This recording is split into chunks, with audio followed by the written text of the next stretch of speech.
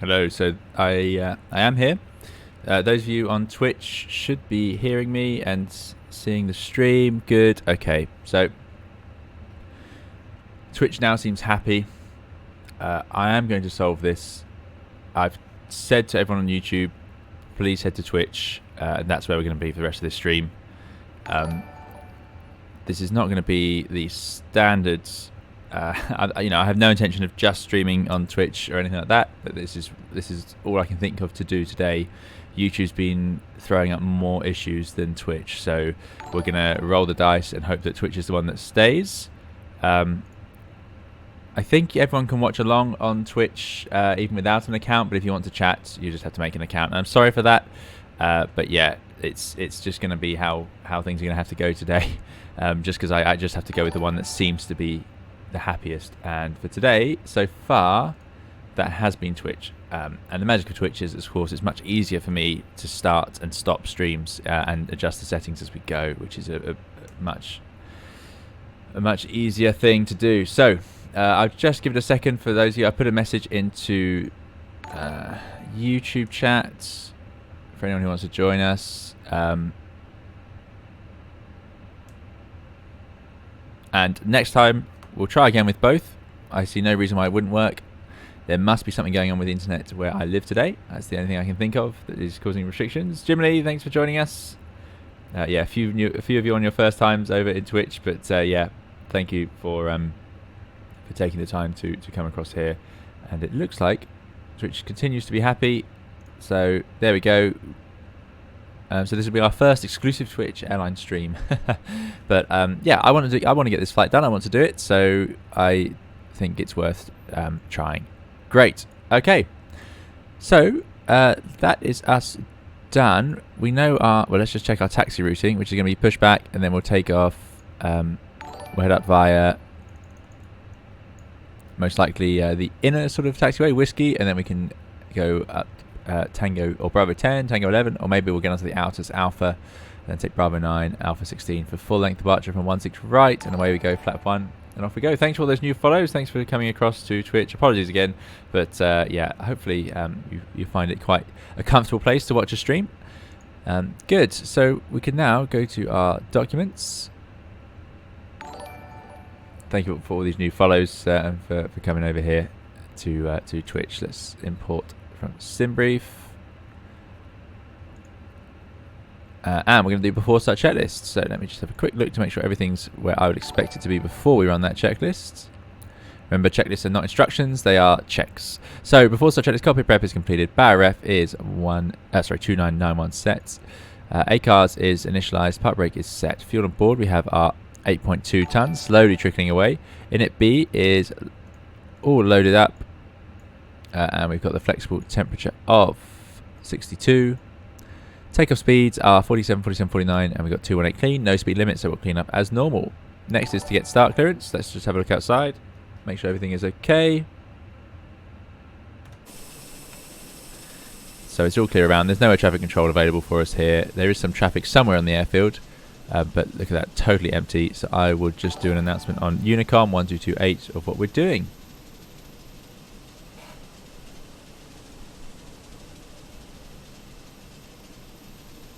Dougal McTavish, good to see you. I hope you're doing well. Dougal says, well, it will do wonders for the Twitch stats. Yes, that is true. Is it bad when it's solar flare here too? I'm not sure what you mean, Zoomotor. Does the status bar on the top of the screen need initializing? Yes, it does. Thank you very much. That is an excellent point. That is one of many things that is not working as I had hoped today.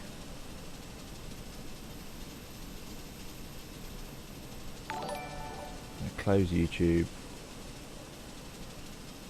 Good Light says, hello, hope you're doing well. Today is my birthday and I decided to join you guys to check out the Fenix A320 as I might get it as a birthday present. Happy birthday, Field Light, and yeah, that would be a very nice present indeed if you do get it. It is absolutely brilliant. So yeah, thank you for coming along and happy birthday. Thank you for joining us. Sector 131, hello to you from Bangkok. Thanks for joining us. Let me...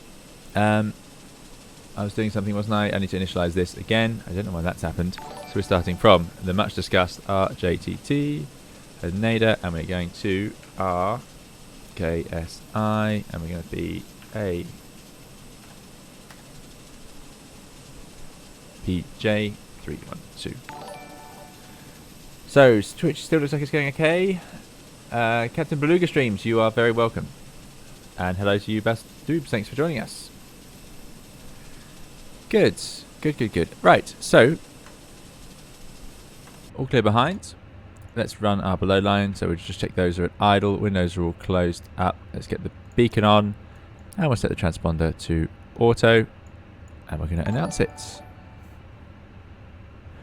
And that's going to be Jonathan Gunther. Thanks so much for your $10 donation. Really appreciate it. Jonathan has tipped $10. Very kind of you, Jonathan. Who says, because you're awesome, man, and deserve it. Hoping YouTube will be easy with you next time. Keep going.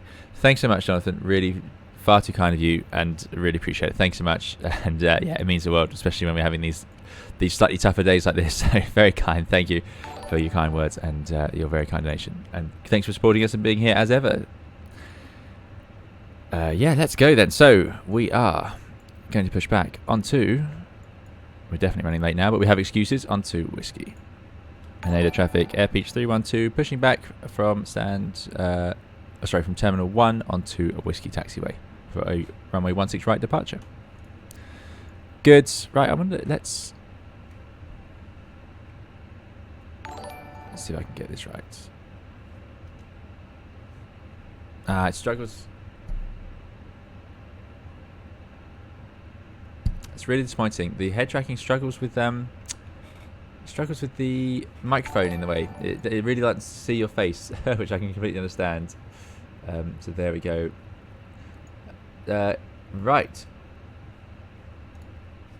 So let's run the checklist. Below line, passenger signs are on an auto. Beacon is on transponder auto. All doors are closed. That's before such check is complete. Let's go to ground services. I won't be using pushback tool cutoff. It doesn't do very well with the Fenix, so what we're going to use is the built-in Fenix. So we're just going to do a straight pushback. So tag is connected. They would now call us to ask us to release the brakes, which are released, and we would push back. Sparky says, "Hey, 320 Sim Pilot, just jumped on YouTube and it said you were on Twitch. Hope all is good. Hello from Australia." Yeah, indeed, having too many troubles with YouTube today, or just the internet in general. So yeah. That's where we are on Twitch. Should be back on YouTube for the next stream, but yeah, for now we're gonna do this for YouTube. What I'm gonna do is I have a video coming very soon about hot weather operations. So it's quite a fun video. I quite enjoyed making it. Lots of insight into life on the Airbus as opposed to actual procedures. So hopefully it's interesting for those of you curious about the details. And that will be going. I'll put that up very soon. To apologise to the YouTube community for this not working. John Padfield, good to see you over on Twitch. Thanks for joining us. This is a default scenery. Yes, I did install temporarily the freeway one from flightsim.to, which is excellent, but I had to uninstall it just in case it was causing me my problems I was having before all of these problems. Yeah, but there is an excellent one available. Right, okay, so let's get the engines up and running without going too far.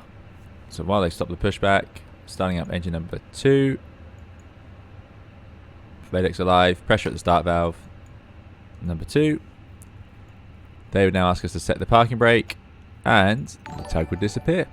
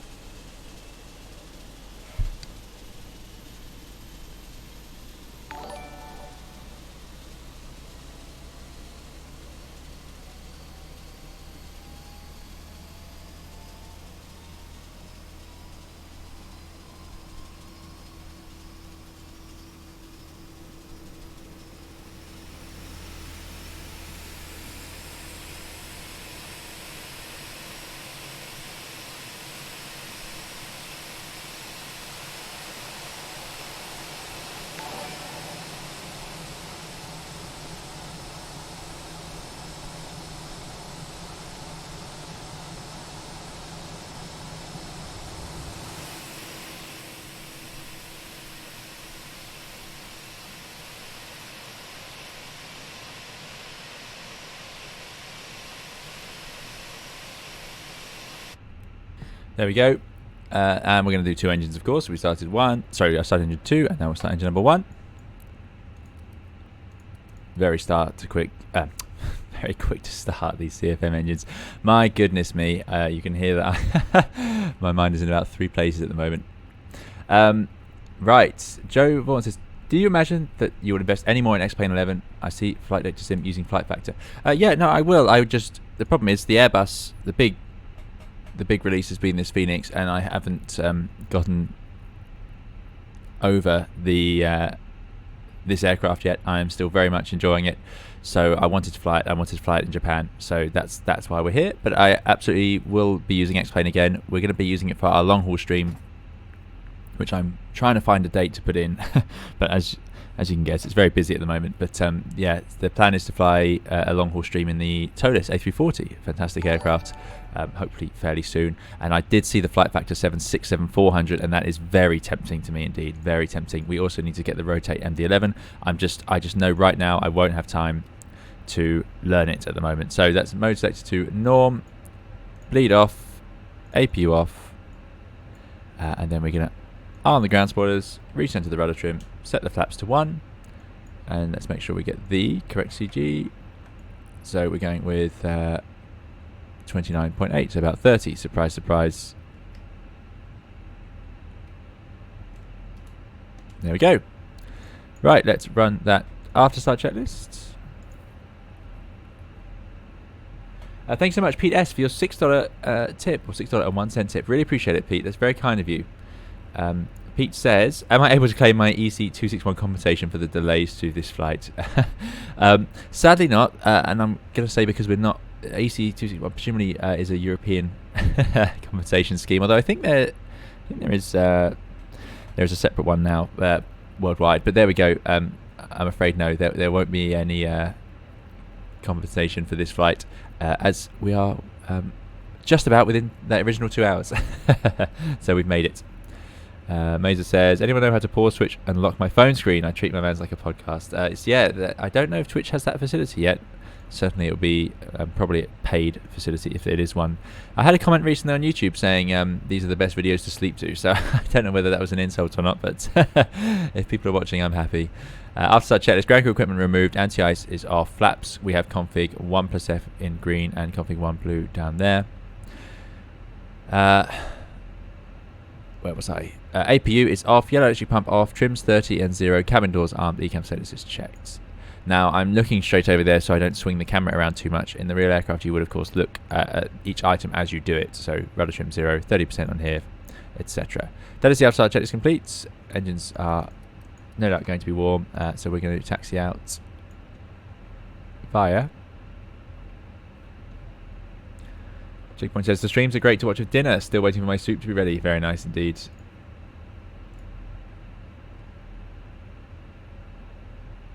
Okay, so we're going to head out Whiskey, and then I'm going to take one of the lefts, Whiskey onto Alpha, and I'll just say that'll do. I think it's pretty quiet.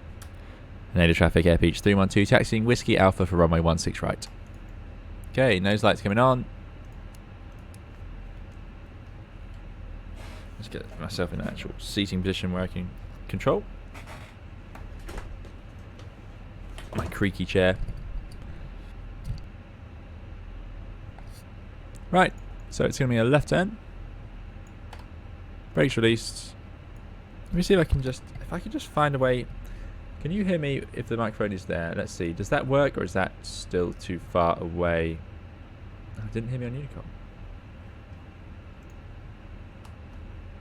Oh dear. Nader traffic, Air Peach 312, taxiing Whiskey Alpha for runway 16 right. That was because I had the little 05 in. Right side clear, left side clear, and let's go with that. Nader traffic, all Nippon 311 is rolling onto 16 left for immediate departure. All clear rounds. So I've lowered the microphone, so let me know how that audio works, because if I lower it then the head tracking can pick me up better. It really struggles with anything blocking your face. It's quite noticeable.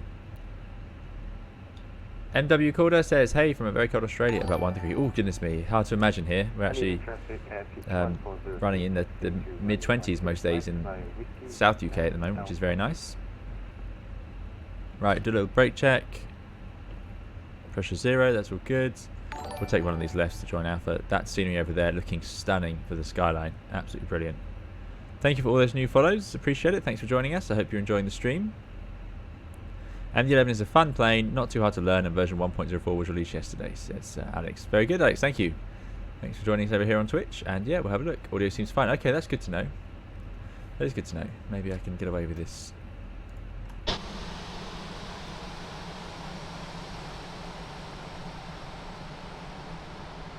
I really do like this livery. It is very nice.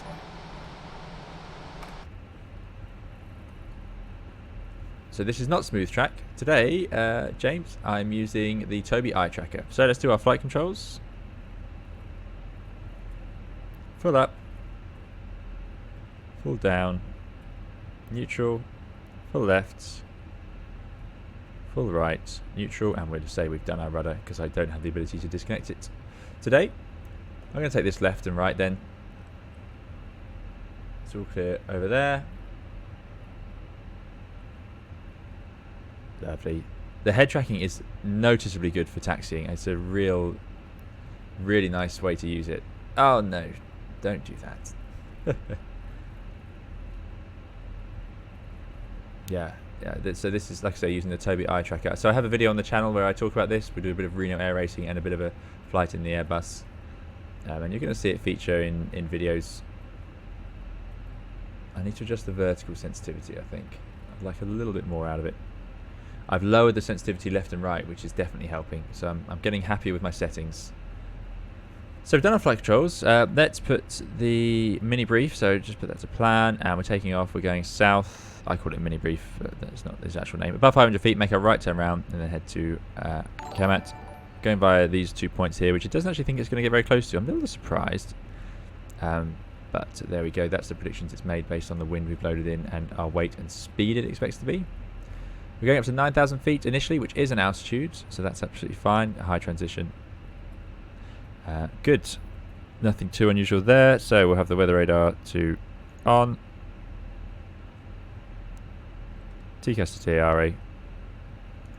Max on the auto brakes.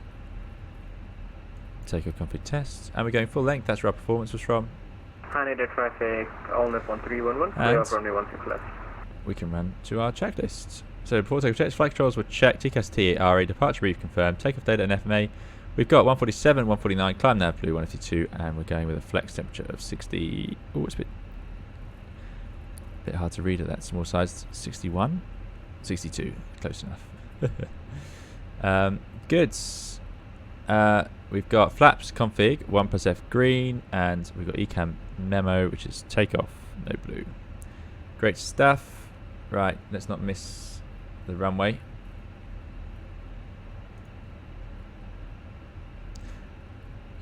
Calidor says, good morning, Captain. I passed my PPL check ride yesterday. Thanks for all the entertaining streams along the way. That is fantastic news. Well done. Brilliant, brilliant, brilliant. Enjoy that, and thanks for coming along and sharing that with us. I'm sure a lot of us would love to do that. So yeah, have great fun with your PPL flying. What a treat. That first pilot's license. Brilliant. Yeah. So thanks for coming along, and glad to hear it. Engines are warm.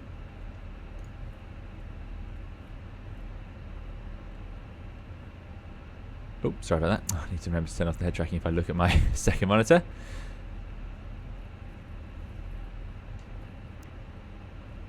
John says, I was thinking of investing in the eye tracker after payday. It would be useful for ETS2 and Assetto Corsa.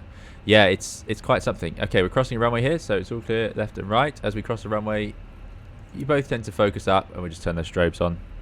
Something we are supposed to do as well. Actually, I wonder what happens. Well, no, having said we focus up, let's actually focus up, and I'll do that. So this is what we don't want to miss. We want to make sure we do actually take the next turn, which is going to be full length. Otherwise, you'll end up driving off to the other airport. Sparky says, hey, 320 Sim Pilot, have you ever used VR for Microsoft Flight Simulator? It's another world. It's a bit buggy on my old rig, but my new one will be awesome. Yeah, I have used it, and I think it's brilliant. So yes, I'm sure your new rig will be absolutely fine, because I've had not too much trouble with it, and it's, yeah, totally agreed. I absolutely love it. It's very hard to make videos with though. My content is obviously primarily designed for 2D screens.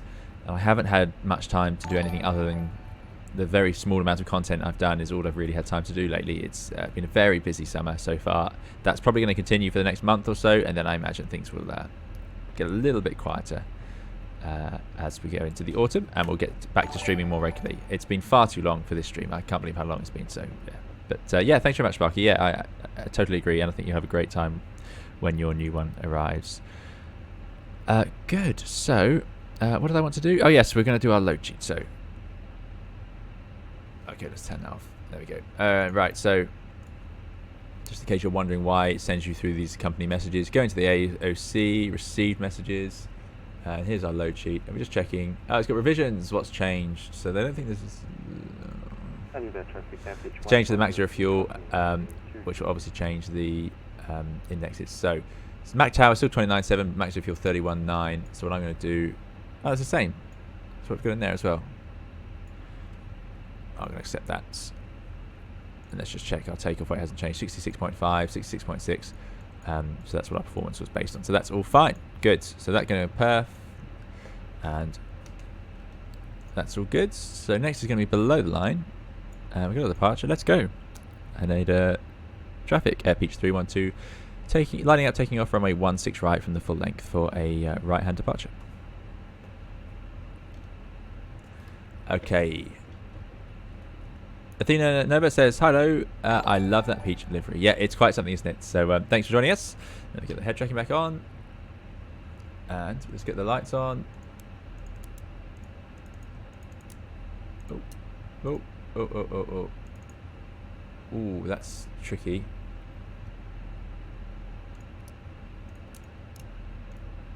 There we go. Right. Not normally that hard. Clear on the approach. Clear on the left. I did hear some traffic, but I think they're on the other runway. Brakes release. Let's get the SID chart up. And let's run below the line. So we've got takeoff runway is 16 right. Strobe lights are on. Packs are both on. That's the before takeoff checklist complete. Back to Navigraph.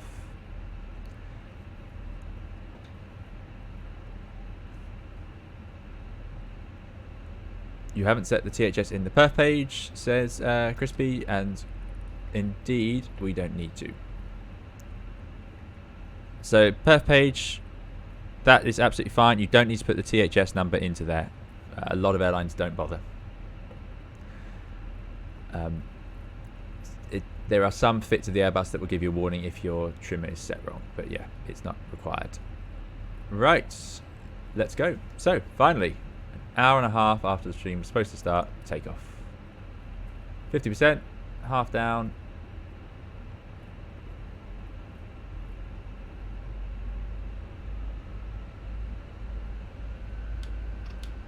Man, Flex 62, SRS runway, order thrusters blue and armed. That was a bump in the runway there. Wow, some big bumps. Clever not landing on that one. Though always good for an excuse. Mind your knots. I need a traffic average 1402, landing at runway 161. And rotate. At 150 knots, the elevator would feel quite sensitive as you rotate. Positive climb, gear up. Nav. I'm the other way. Goodness me. We might increase that cost in X. Take a couple of shortcuts. Not bad scenery considering it is just default. Can't complain about that. And look at the city. Oh, it's just great.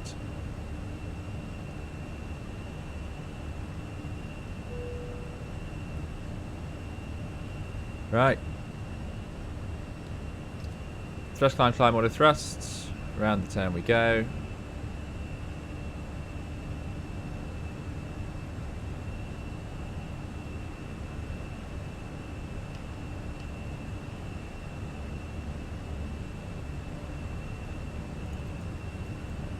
Autopilot 1. I want to get a nice view above their speed. Flaps to 0. Coming up to altitude. There we go.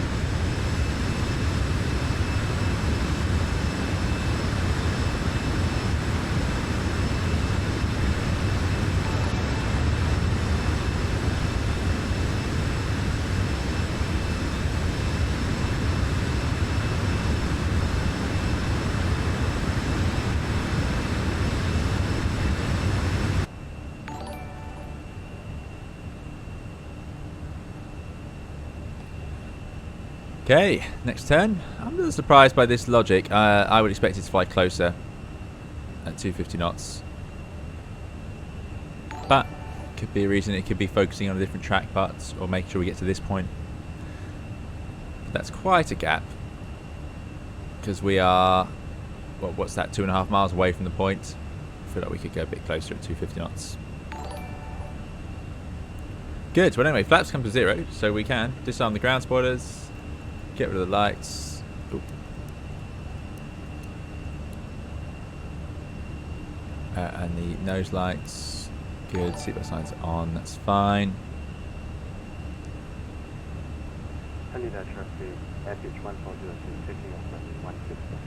Traffic following us out. That's great. Right. Let's just, well, no air traffic, so let's climb up to our cruise 360. The quicker we get there, the quicker we'll manage to accelerate and get underway to Seoul.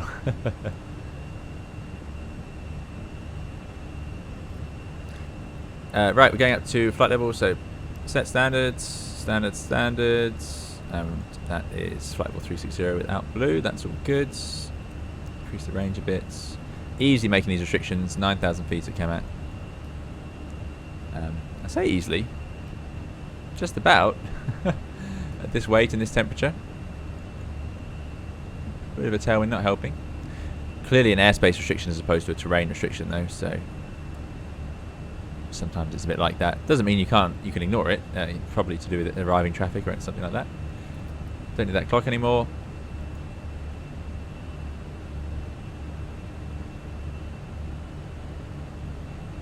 And there's flight of 100s. Passengers can go. Radnav is all clear. Secondary copy. Great stuff. So question there is, I thought the Barrow standard out is flight level 140. 14,000 feet is the transition altitude indeed, so that's the last altitude, but we are climbing to a flight level, so as soon as you're climbing to a flight level, normally that's when you'll set it. Some airlines may have a difference, but I doubt it, because there's no point, otherwise you're just going to forget it. So it's quite normal to set standard as soon as you're cleared to the flight level. Unless you were obeying certain restrictions. For example, if we wanted to make sure, I mean they're both very similar today, but you might leave the standby on the QNH so that you know you're making these restrictions, for example. No problem at all. Cybersuit, hello to you, thanks for joining us. Cam A321, hello to you, thanks for joining us on Twitch. Sorry about that, but that's what's happened today. So yeah, it's been a bit of a mess, but I hope you're all enjoying Twitch. Most people who end up using Twitch have no trouble with it in the end.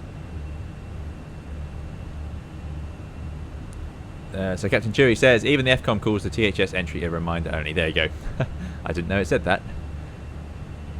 James said, do you ever use an actual iPad for the OFP? That's a nice touch with the Fenix. This is becoming the norm. Everything through the iPad. It's very normal.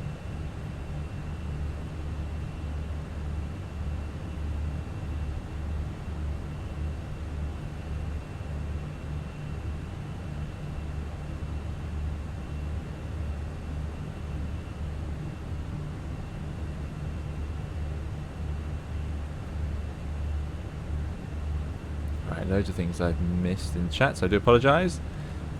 Anyway, there's our route. All worked out nicely. Let me just turn down the audio a bit and we'll do a little outside view to see what's going on.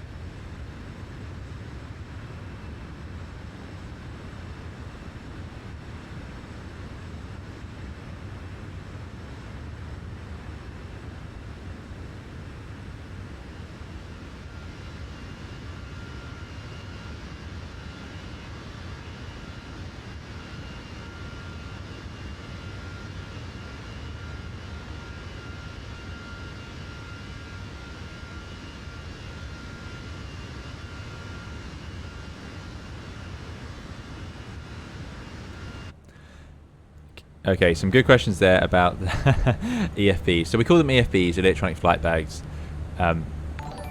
because this is presumably not officially an iPad, but I should have put it in flight mode. So the question is just to what we have on them, whether we will keep them with us or leave them on the aircraft. This will all depend on the airline. Yeah, I'm afraid I can't specify because I don't know what every airline does. Yeah. So there we go.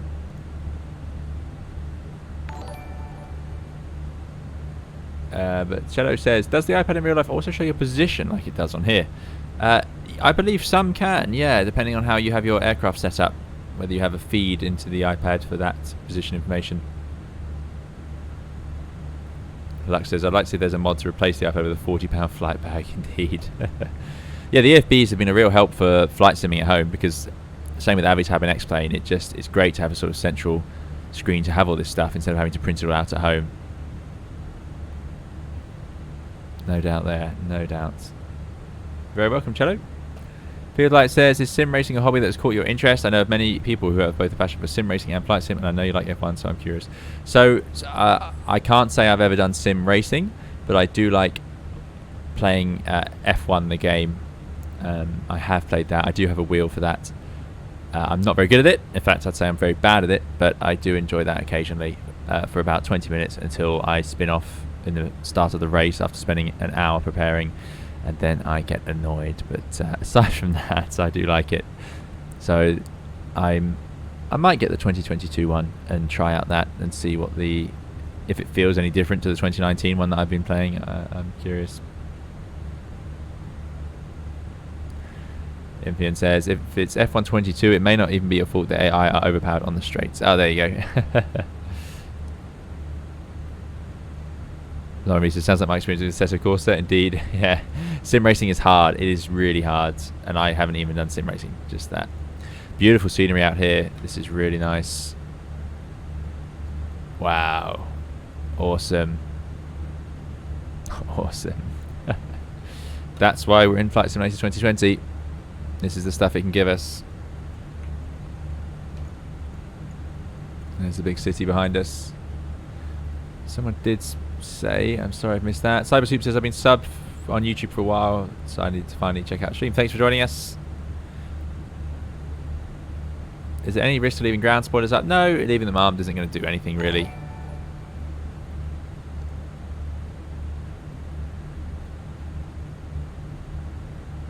Airdog has very kindly hit $1. Thank you, Airdog. Really appreciate it. Airdog says, hey, I have two questions. One, in real life, when do you start boarding? Two, do you need to have the aircraft loaded to fill the init B page? If not, where do you get the info? And I can't thank you enough. If today I can fly the A320, it's thanks to you. So, Airdog, thanks so much for your tip. Really appreciate it. Glad you enjoyed the videos. To answer your questions, when did you start boarding? That's entirely airline dependent. It's typically in the 30 minutes to the 1 hour before flight. 1 hour on short haul, probably never. Long haul aircraft or closer to that. So you're looking at half an hour, but then there'll be low cost carriers who do things quicker, who only have a 35-minute turnaround on the ground, so they'll probably board after sort of 25 minutes. It really depends on the airline and how they have things set up. To answer your second question, do you need the aircraft loaded to fill the init B page? No. The reason I do that here is so that I can fill in my performance by just syncing the weights. Because the actual information, whilst we were loading up the aircraft, and what we do in real life is that we do not use the EFB like that. What you're going to have is your load sheets, and in this sim, it's a receive.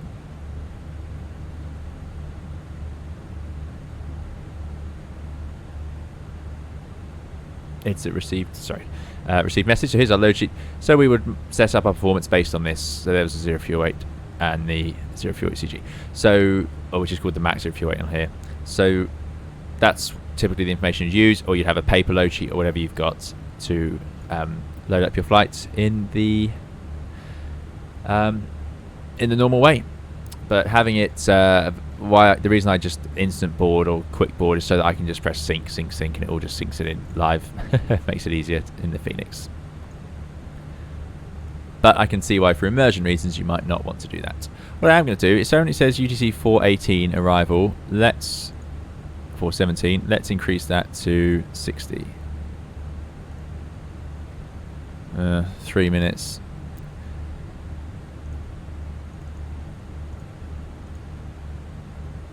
One minute. I don't think we'll get any better than that. No, 12. Let's go with that for now. It's going to give us a ridiculous... I mean, you'd never do that. Let's not bother with that for 1 minute. That is a speed that we would never climb at. Let's do that. On a bit of a margin. Up, up and over these mountains. What an amazing mountain range. Didn't realise, this is again why we're here, I didn't realise it was quite this hilly. Which sounds ridiculous, but remember I am not exposed to this part of the world ever. Never been at all. There's another big city there. Lots and lots of big cities quite close to each other in Japan, it seems. That's beautiful. Okay, that's a Japanese Alps range, says Zoomotor. Crispy Chip says, welcome to my neck of the woods. Excellent. Cloud Action says, sorry, but now it's too cold. How are they doing in the cabin? No, they'll be happy at 21. That would work for them. Scotty F16 says, watching this whilst cruising in the Fenix at 370 EGBB, Birmingham to GCR in beautiful weather. Excellent. Enjoy that, Scotty. Thanks for joining us today. Indeed, a beautiful view of Mount Fuji, FSJZ. Absolutely. John says, with this airline beginning with R, boarding happens 17.5 hours after the scheduled flight time. Oh dear. Sparky says, Katie Pilot is starting a stream, but I'll stick with my boy 320 Sim Pilot, much better stream. Well, I won't be offended. Katie Pilot also absolutely excellent streamer, putting excellent hard work into the Fenix EFB in particular. So yeah, I would not be offended at all, of course, if anyone would like to go and watch Katie Pilot stream. Normally we'd be on, like I say, on YouTube, so we don't tend to clash with the Twitch streamers, but there we go. I also haven't figured out how to set up a planned stream on Twitch. I can only ever just have it set. Either you have a recurring schedule, or you just start, as far as I can tell. RJTT has a cool LDA approach, runway 2223. Okay. Yep. Sadly, we're not going to see that today, as we are, of course, going to move on to our next one. But we'll do that after we level out. Must do 30,000 soon. Excellent stuff. I have not tried farming sim, although yeah, very therapeutic, says Blue Chip. I can imagine it is, but no, I've never tried it. Laramie says there's not much flatland in Japan. Indeed, Japan is pretty much entirely mountains and hills. Almost all the flatland is urban. I see. Yeah, that makes a lot of sense.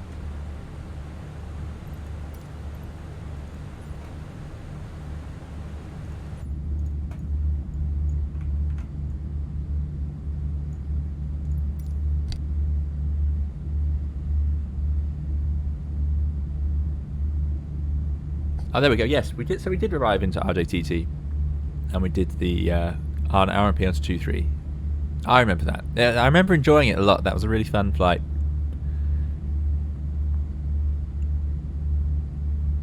Yeah, you can see everywhere that has been flat, that has a flat ground, has been built on. Amazing.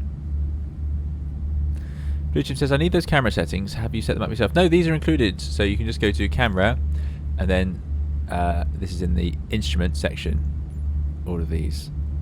What I'm hoping happens, oh, apologies, is that they re-add the showcase, or they add the showcase wing views, because that means I can just press F11, which is how I have it set up. Speed Eagle says, can you please explain what to do when the text message window appears? Send ADC for 6 minutes. Yeah, we're going to get one of those in a minute, if we haven't already, actually. Captain Mike, thanks for your follow.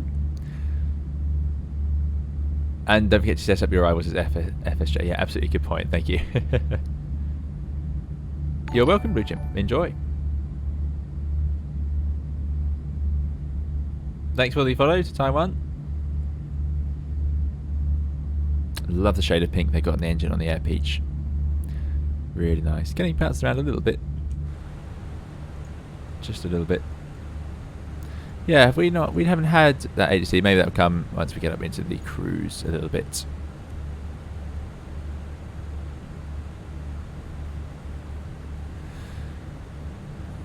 So leveling off at Bidic.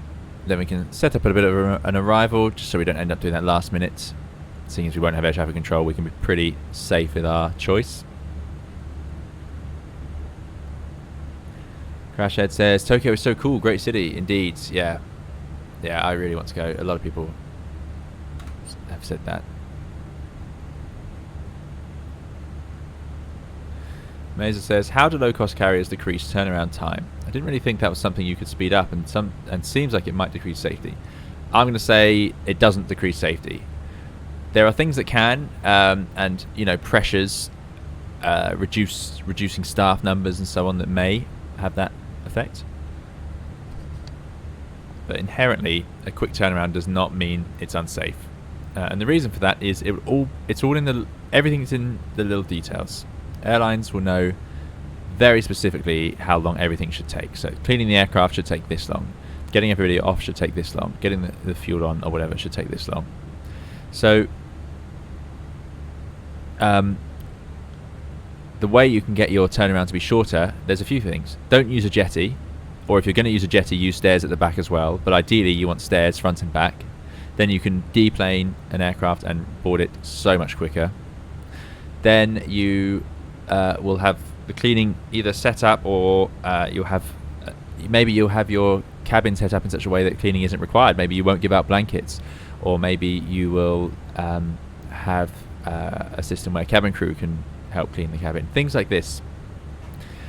And this all adds up. So it's these little things that don't impact safety, but they do impact time. So yeah. Or you'll have more cleaners for the aircraft, or more cabin crew so that they can clean whilst the passenger's getting off, or something like this. There's loads of different ways you can increase the speed of a turnaround without compromising the safety.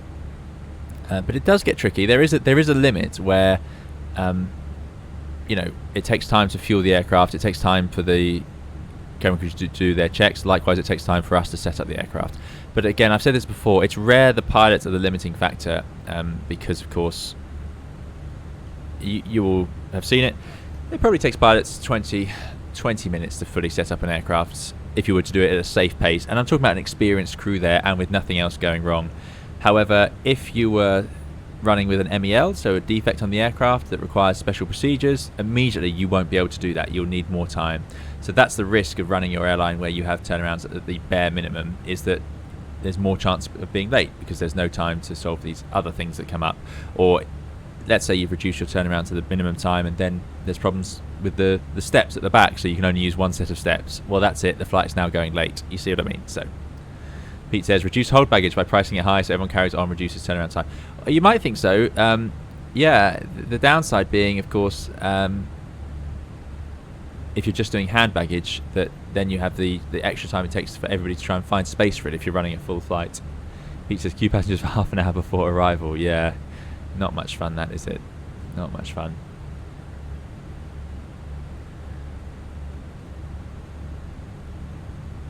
Icy Trinity says, is your TCAS working well? Mine would only show AI planes but not other players. Oh, I think it's working. I can see someone in front of us. I'm hoping to overtake them. We are slowly catching them, I think. We are at their level. We're at flight level 360. At this high cost, and X is probably, yeah, the Optim's 3.5. Recommend max 374, so we can go up 1,000 feet and try and overtake them and then come back down the other side. Very rare. Of course, in this direction we should be flying an even flight level, so 360 or 380. We can't get to 380 because it's above our recommended max. So we have two options here. If it's going to be a prolonged period of time, we could go down to 3.4, undercut them. But let's see, if we close in, if we get within 10 nautical miles, then I will probably do that. Anyway, we are now up in the cruise. Let's have a look at all of our systems. Oh, starting here. This is something that still needs to be corrected. Yes, of course. So, engine page, all looking good. Bleeds. Pressure. Excellent. Great. Perfect. Wonderful. As we hoped. Brilliant. Fantastic. Good. Looking at the fuel, we've burnt 1,800 kilos plus 6.5, so that's 7.5, 8.3-ish, so that's about right on the fuel. That's what we set off with, so that's looking good. Looks like we've still got enough to get where we're going. 3.7 tons on arrival. We know the Phoenix is probably going to underburn from here. Let's put in... Oh, it's hard to see that. Oh my goodness. Okay. SI 500 miles away, not too bad. So yeah, quite a decent length flight this one. Passengers are out and about. And is there like an en route chart we can see? There we go. Should be nice.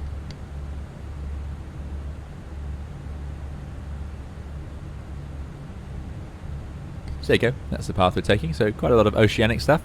Although we'll have land and there you go, Hiroshima just off to the south, not too far away. John says 737 is useful as it has its own air stairs for when there's no ground crew to drive up. Yes, very true. And there are some Airbus that have that, but very rare.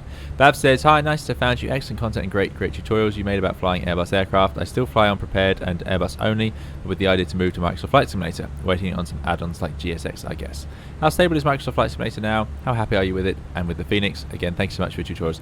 You're very welcome, Bab. Thanks so much for coming along to say so. Really appreciate it. And I can say that I'm very happy with the Fenix. I really enjoy flying it in the sim. It flies nicely. It's got this great EFB where you have so much integration and the flow works really well. It loads in your routes and your charts. And, oh, it's really nice. I like it a lot. But there are little details. There's no replay tool. That's not the Fenix problem. That's Microsoft Flight Simulator. So if we're talking about the sim, there's still no replay like of any variety. You have to use add-ons, which I've got quite a good one, but it's still not perfect. And also little details like our pushback. We can't use a toolbar pushback with the Fenix, so yeah, it's not quite as slick as it could be, but it does have the pushback tool built into the iPad, so we're close. We are very close, and I enjoy it a lot. And for me, as I've said before, this is where the value really is. It's just out the windows. It's amazing. I can't believe how good it is. And I was making a video. I've been using Italy for my video. I've got a video coming on hot weather. Operations of the Airbus. I filmed it in Perugia, northern Italy, and I just did the takeoff, and it still blows my mind how accurate that scenery is on the outside. Zoo Motor says Southwest recipe from 2000s. Locals usually use leather seats, quicker to clean. No assigned seats. Everyone rushes to seat more quickly. No food, no need to set up the galleys. Yeah, so no assigned seats was a thing in Europe, and then it's largely gone now. You mostly get given a seat. I think airlines quite like it because it forces people to, maybe it encourages people to pay. I don't know. Seems to, they think it. I assume they think it's quicker or more efficient or more profitable. I'm not sure which one.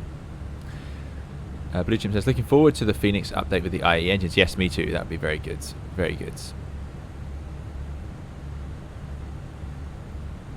Sorry, I'm way behind the chat as ever.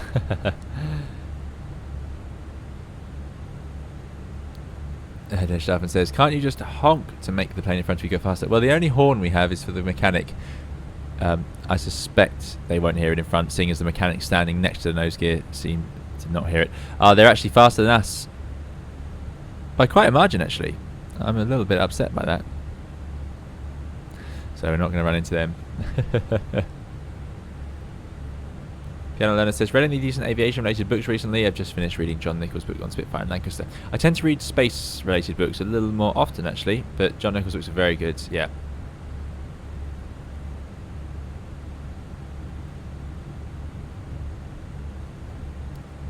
Richard Dastley says, the 146 has a horn, so you could possibly... Excellent. Cloud D says, could you offset and overtake? I certainly could offset, but it's not going to achieve much now. Offsetting is something we don't do very much on short-haul Airbus flying. I barely ever remember where it is. There it is, offset. There you go, and it would take us 2 miles to the right.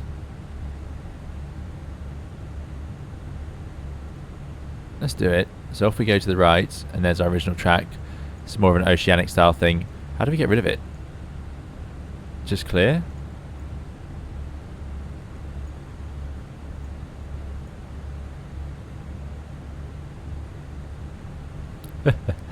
Now confused some passengers. Here's our message from the company. Let me just check a little bit more in the chat. John says, do you think the future of long haul will be in narrow body aircraft like the 321 XLR? I'm not sure I could stand being in narrow body for that long. No, I don't think that, John, at all. The narrow, you know, these narrow aircrafts, narrow body aircraft doing long haul, what's the advantage?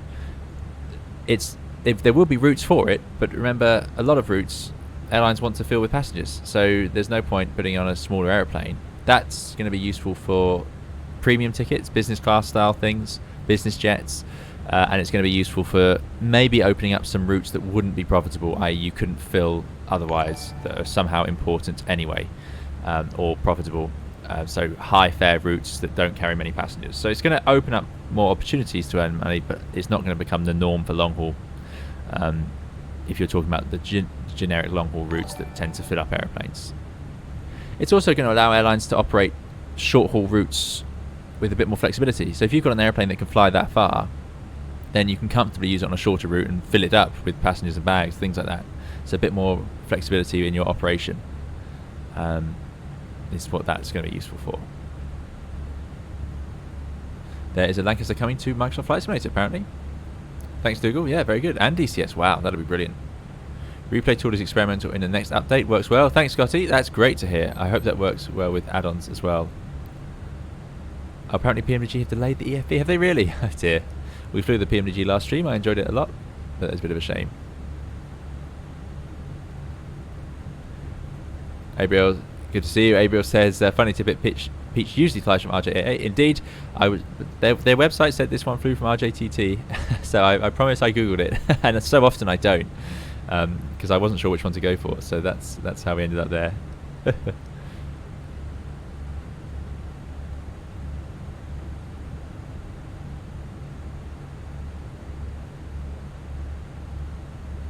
Lauren Reese is not just filled with passengers but filled with cargo. The A330 often makes more money off carrying freight in the belly than passengers on the deck. Yes, and that is true for a lot of heavy aircraft. So there's no doubt that having a bit of flexibility there is very, very useful to airlines.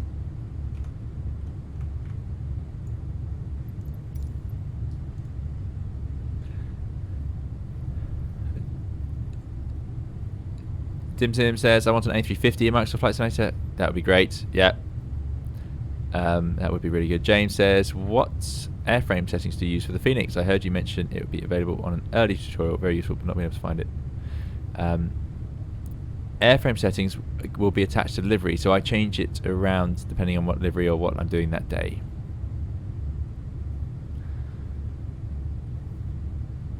So yeah, I don't have one particular setting for that one.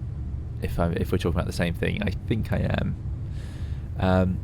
Blue Chim says, like the BA 318 out of London City to New York, that would have been ace to fly on. Would you have been able to fly that, Captain, or do you need special clearance?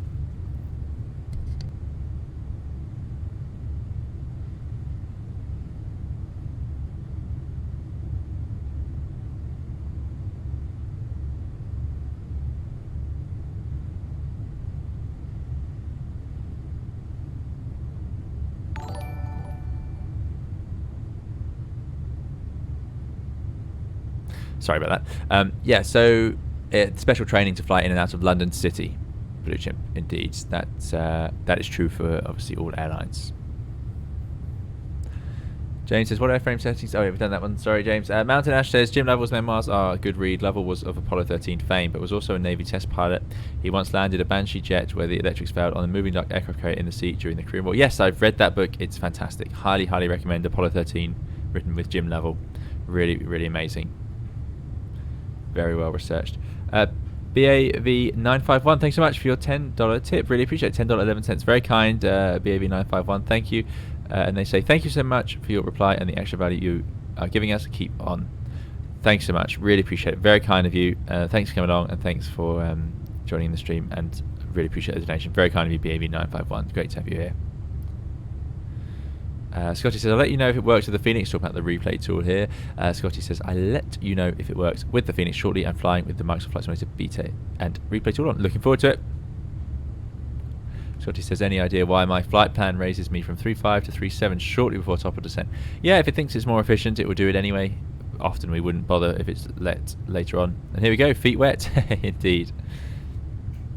Zoo Motorpool, we have reached the coast. Yeah, we're making good time here. So 4:15, about an hour and 10 to go. We're making really good time. Quite a light wind. That's obviously helping. Should be on airport up there, really. That'll be more useful. A good time point in just 120 miles. Awesome. Right. Beer Bravo Dude says, I always wonder why modern AC aircraft such as A380s don't have an auto takeoff feature, because landing is generally harder than a takeoff. So, yes and no. What you've got to remember about every feature on an aircraft is it's not designed to work when things are easy. It has to work when things go wrong. So a takeoff is generally easier than a landing in some ways. A crosswind takeoff, I would say, is a challenging thing to get right and takes a lot of positive rudder inputs. Whereas when you're flying an approach in a crosswind, the autoland system is very limited. So yeah, in calm winds, it's pretty straightforward, I suppose, to do an automatic takeoff, I would imagine. And maybe we'll see it come. I know certain aircraft have had it tested. But remember, it's got to be able to do the hardest part, or one of the harder parts of flying, which is an engine failure on takeoff. I have a video about that. Engine failures after takeoff, they're called FATOs. So if you were to say that this aircraft is certified to take off on its own, then you would need it to be able to, as it rotates, you'd need it to be able, so when rotation, as it gets airborne and an engine fails, it needs to keep the aircraft straight, and it needs to be able to do that on the runway as well, and that's quite a difficult thing to get right for pilots. However, I'm sure they'll get there. I see no reason why they couldn't make an automatic takeoff. But remember, we have autolands, but they take so many different limitations and restrictions still that we don't do them regularly. We mainly, 99.9% of the time, do manual landings. Ampere Second has tipped very generously, $30.32. Really appreciate it, Ampere Second. That's very kind of you. Ampere says, thank you for your fantastic videos. Extremely interesting and educative. Many thanks. You're very, very welcome. Really appreciate that. Thanks so much, Ampere Second. That's far too generous, far too kind of you. Thanks for coming along, and thanks for your very kind donation. Really, really, really appreciate it. And I hope you're doing very well. And great to see you over here on Twitch. I hope everyone's enjoying Twitch. It's great to have you all here. And yeah, I'm glad we've managed to get the flight underway. I was getting worried there we might not manage. Simple, thanks for the follow, and Captain Toast Live. But yeah, thank you again. That is a really, really generous donation. Really appreciate it to Ampere Seconds. I'm glad it's interesting, because I do sit here and just ramble for 2 hours. So I always appreciate that it's not going to be for everyone. So it's nice to hear that people enjoy it.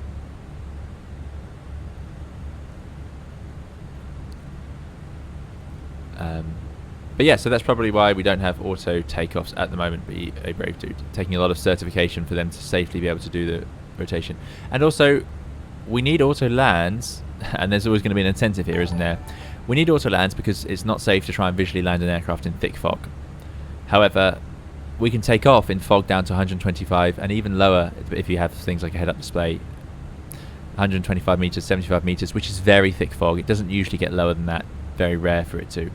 So the autoland system can land the aircraft down to 75 meters thick fog as well, but we can take off down to 75 meters or 125 meters normally. So what's the incentive? Why would you spend the money on it if the aircraft costs more money with an automatic takeoff feature installed that would save you, or that would allow the aircraft to take off in slightly thicker fog one time every couple of years it happens? Is that worth it? Probably not.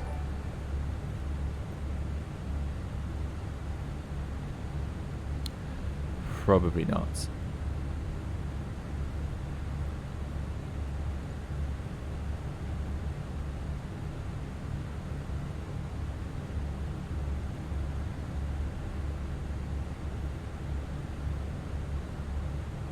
Thanks for the follow, Ampere Second. Thank you again for your very kind donation. Right, Dougal says, have you seen the new free C-130 Herc for DCS? It's awesome. No, I haven't. I look forward to that. I haven't touched DCS in ages. I'm really looking forward to having a go, so that'll be great. Thank you, Dougal. I will look that one up. Very cool. I haven't flown one of those aircraft in any sim, I don't think. Lauren B says, I imagine the BA 318 pilots may have had to go through a course on oceanic procedures, assuming they came from the regular 320, but that's probably not too serious a class. Yeah, no, there's no special. There's obviously training involved, but it's not like you have to do any sims or anything like that for oceanic stuff. Indeed, probably a lot of reading, I would imagine. Richard Darcy says, I tested Sky Dolly earlier. It doesn't like the 146 much. Random flat closures. What's Sky Dolly? Is that another replay tool? Because yeah, this is the problem with the third-party replay tools so far that I've used is that you have to make sure you set up the config of the aircraft yourself. It would be really nice if that can, just like X Plane, be trapped in the sim and run from the sim when it's doing a replay. That'd be really good.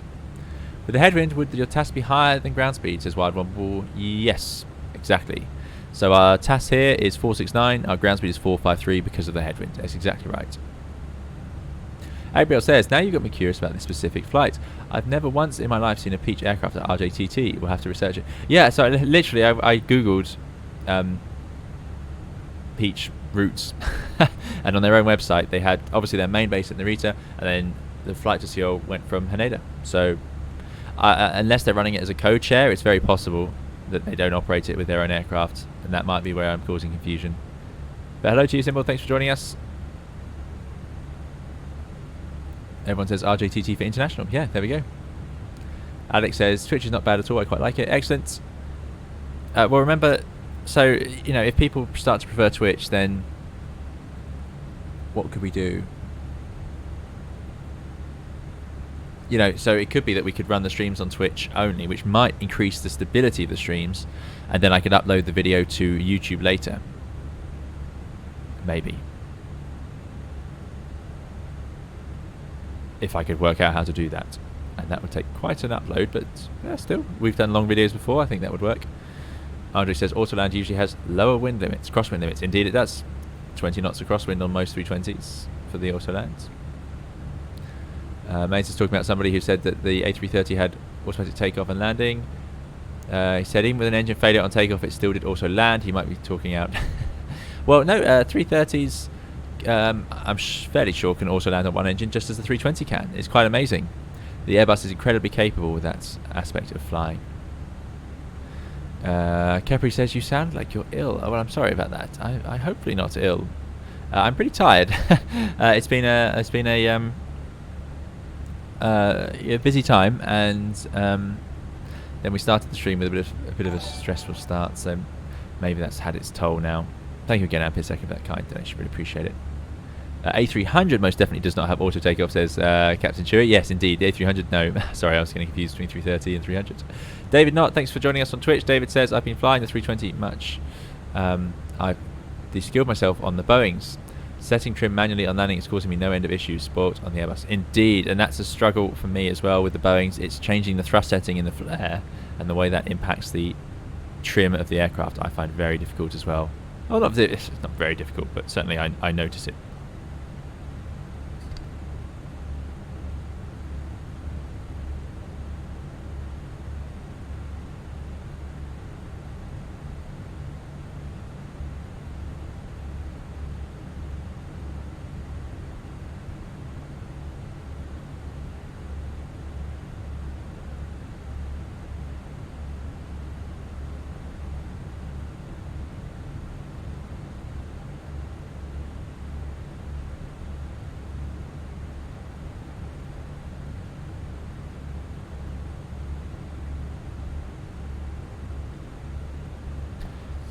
Right, so indeed, yes, the Airbus is lovely. Best flight recording software that I use, bottom, is I use Flight Recorder at the moment. Gabriel says, Co-Chair, it's very possible Peach is owned by ANA. There we go, maybe this is an ANA route. There we go, might have found it. To your port side, should be famous Tottery statues. Let's have a look, sound's coming down. I've probably missed it.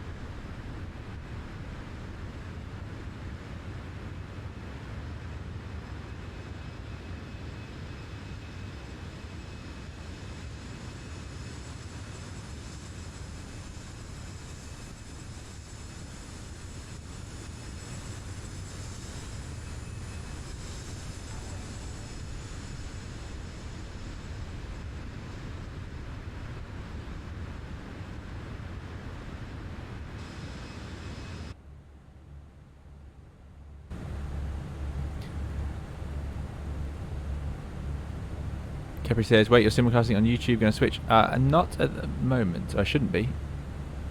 I hope.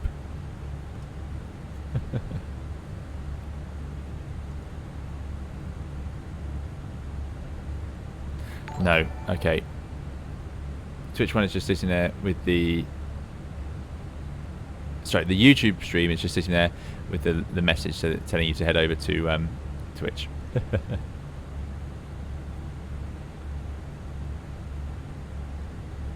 Captain Chewie says, please no, Captain. Sorry, what was that about, Captain Chewie? Was that streaming only on Twitch?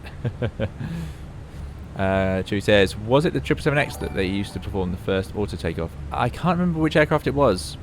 Yeah, something like that. I think it was a long-haul aircraft. Yeah. Ranger Rick, hello to you. Thanks for joining us. YouTube for the pocket stream. Airbus says, how's real-world flying been lately? I have a flight to Dusseldorf in a few weeks and I'm kind of panicking with all the issues. Yeah, well, so it's busy, but that doesn't mean we're always going. It's, well, you've seen the news. There are obviously issues with staff shortages all around the place. Every aspect of the industry seems to be suffering from it. Obviously, just a fallout from COVID. I mean, I have talked about this before. I went on a little rant, so I'm not going to do that again. But yes, hopefully your flight's fine. Remember, every day hundreds of thousands of passengers get where they wanted to go on time. Every day, all across the world. But there are going to be those that get disrupted at the moment, sadly. Hopefully, because it's become a known thing, airlines are being a bit more proactive and they're cancelling flights in advance. So hopefully you would know in advance, and that will mean that the journey is smooth if you actually... You know, if it gets to the closer to the journey and it's all looking good. But still, no guarantees at the moment. Seems to be the theme certainly from the news stories. Richard Dudley says, friend had her flight to Norway cancelled twice in a week, and then the connecting flight to... Oh, see that? It's a shame. It's yeah, very frustrating.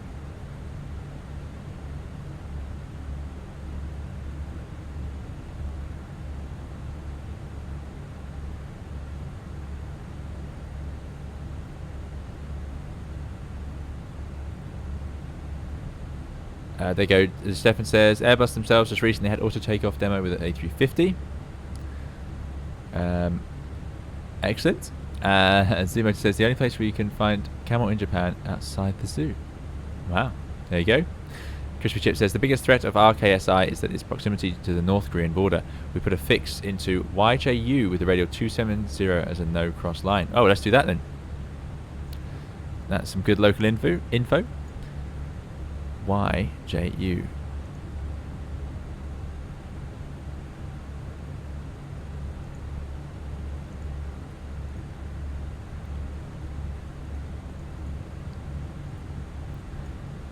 So if I go to plan, jump ahead.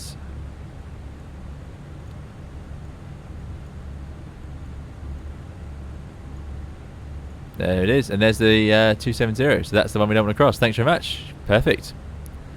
So if we get lost, we don't want to do that. We're better off turning south again. Tutti Fruit says, hello, I'm just trying to get better to understand the VIA for the star. I've seen within the sim brief plan it specifies the VIA. Is that correct? I hope this makes sense. Yeah, the VIA is usually attached to the arrival, so the Airbus will connect it itself, usually, if there's a known VIA. So you only really have to change it on the real aircraft if you think you're going to do something different, or you want to fly, for example, the full procedure.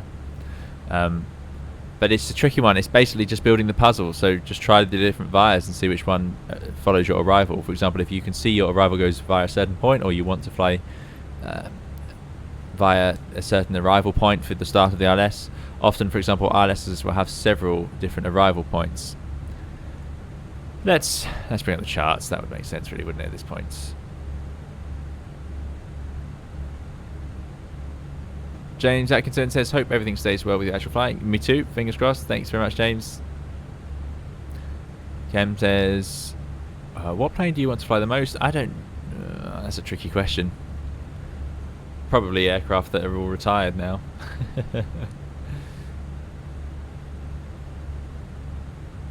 Speed Eagle says, can you please say something about how to use the tilt feature? And if it's in op or not in the Phoenix? A weather radar does not yet work. So the tilt is referring to the weather radar. So in the cruise, you'd have it set probably slightly down until you can just see some ground returns. If and when weather radars become available to us routinely, I will do a video, because it's been a long time coming. A lot of people talking about it. If I put the multi-scan to manual, ground clutter suppression to auto, and then tilt that down. Yeah, the tilt isn't changing. It looks like it's not working right now. Weather plus T, run system 1, predicted wind shear, doesn't work either. Yeah, not working, I'm afraid. But yeah, you'd adjust the tilt to try and analyze weather. So you have to sort of, once you're in the cruise, you leave it relatively stable, but once you start seeing weather, you would start adjusting it to try and get the best sense of how big and serious the weather was and how much you might need to do to avoid it. Four Prawns, good to see you. Four Prawns says, just joining late, hope all is well. Can I ask if pilots get time to practice in the simulators, or is it mostly just for recertification? Some airlines will have schemes where you can practice, but mostly it's just for recertification, due to the fact that it's so expensive to run those simulators that they tend to be flat out for being used for retraining and training and sim checks and so on. So yeah, very rare to get practice time. Very rare indeed. Captain Chewy says, are you always given the star by the airline? Do they inform you about runway in use on arrival, or is it just always confirmed by ATC? So the airlines, the flight plans will probably, flight plan you're given will include the most likely star, but that can sometimes be complete nonsense depending on the arrival airport. Air traffic will obviously confirm it, but something you have to watch for is your flight plan will come with this certain fuel figure on it, and if that fuel figure is because they expect an arrival that you're not going to fly, a shorter star, then you might need to be aware that you need to bring some extra fuel, for example. But no, so the airlines, the flight planner will include something, but you just have to check with the air traffic as to what they want when you get there. Hence, when you check in with, or at some point you'll be cleared for the star, and they will name it every approach you fly. And if you don't know it, you have to check it first. Lauren B says you should probably be aware of the planned flow if given the TAF prior to departure. Yeah, so like what I've done here is a bit unusual. You'd normally have an idea of this star. So, but in terms of specifics, again, I don't know local procedures. So we're coming in by Gukdo. So let's have a look for the charts. Arrival. And lo and behold, there's millions. So it's often safe to assume the 1 Alpha would be the standard one, but remember in Europe it tends to be those snaky style arrivals are becoming more standard. They're the ones you can expect the most. So I'm going to star that one, and there we go. Now that looks pretty typical. Loads of them, no surprise at all. So let's see what the difference is on these.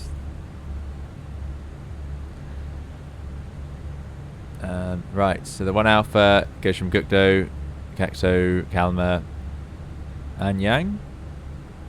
Then GC034. So this is an arrival for 15 left. Okay, so if it's runway specific, which will be the other thing, of course, is space run, but this is 15 left, right. So this looks like a more typical style arrival. So this one would bring us in, up, and then along. So a much longer arrival. This is, of course, as we talked about, to build in delays.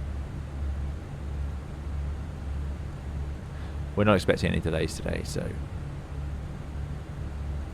yeah, and these are for the other runways. These are for the northwesterly runways. Or we can go to the south side and fly a whole route. Yeah, so a lot of different choices. So in terms of which one, yeah, it's either airlines would manually choose one that they think is most likely, or that someone might know, or usually local experience. One of the pilots would have been before, typically. Not always, but typically.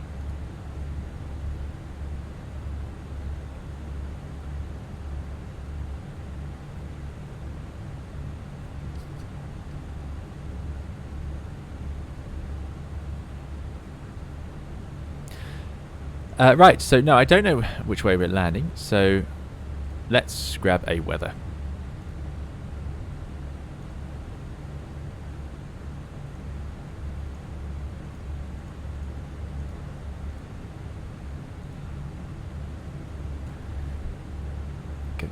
Chewy says, of course, TAF is a good indication, or even meet up a short haul, but there are lots of instances where that doesn't help. CKTL, knowing whether it's going to be 8 left, 8 right, 9 left, 9 right, unless you're familiar with the airport, might not be that easy. Indeed, that's the truth. Yeah, if there's lots of runways.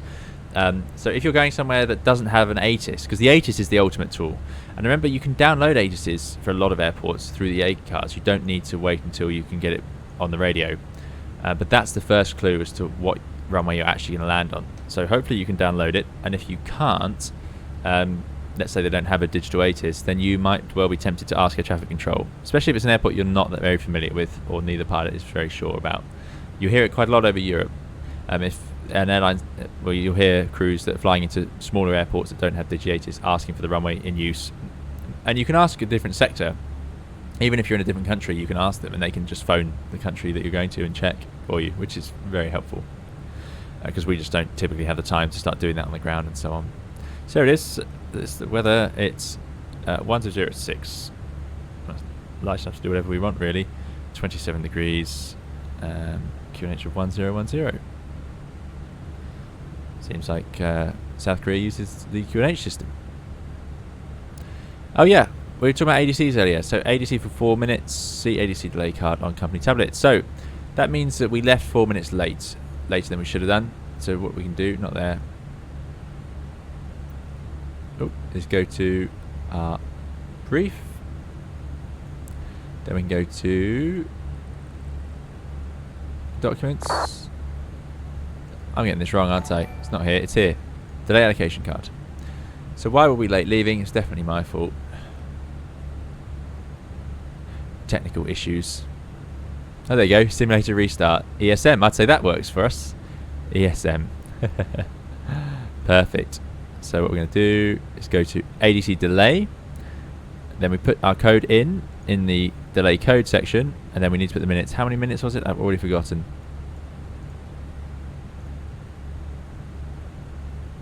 Oh yeah, you can't have two separate ones on that. Oh.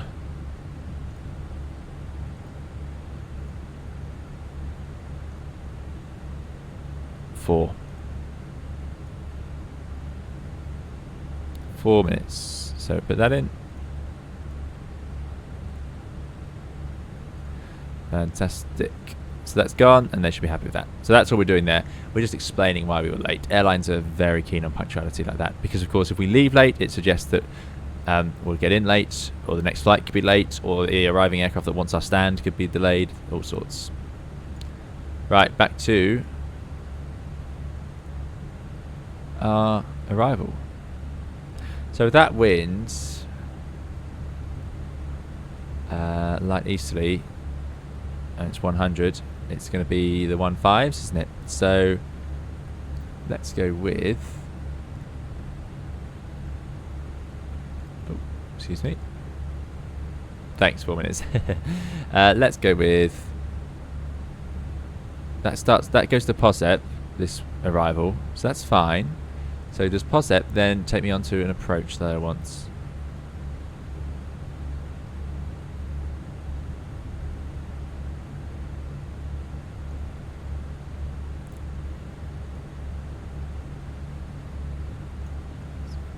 So we're probably looking at 16 right in this case. It doesn't, surprisingly.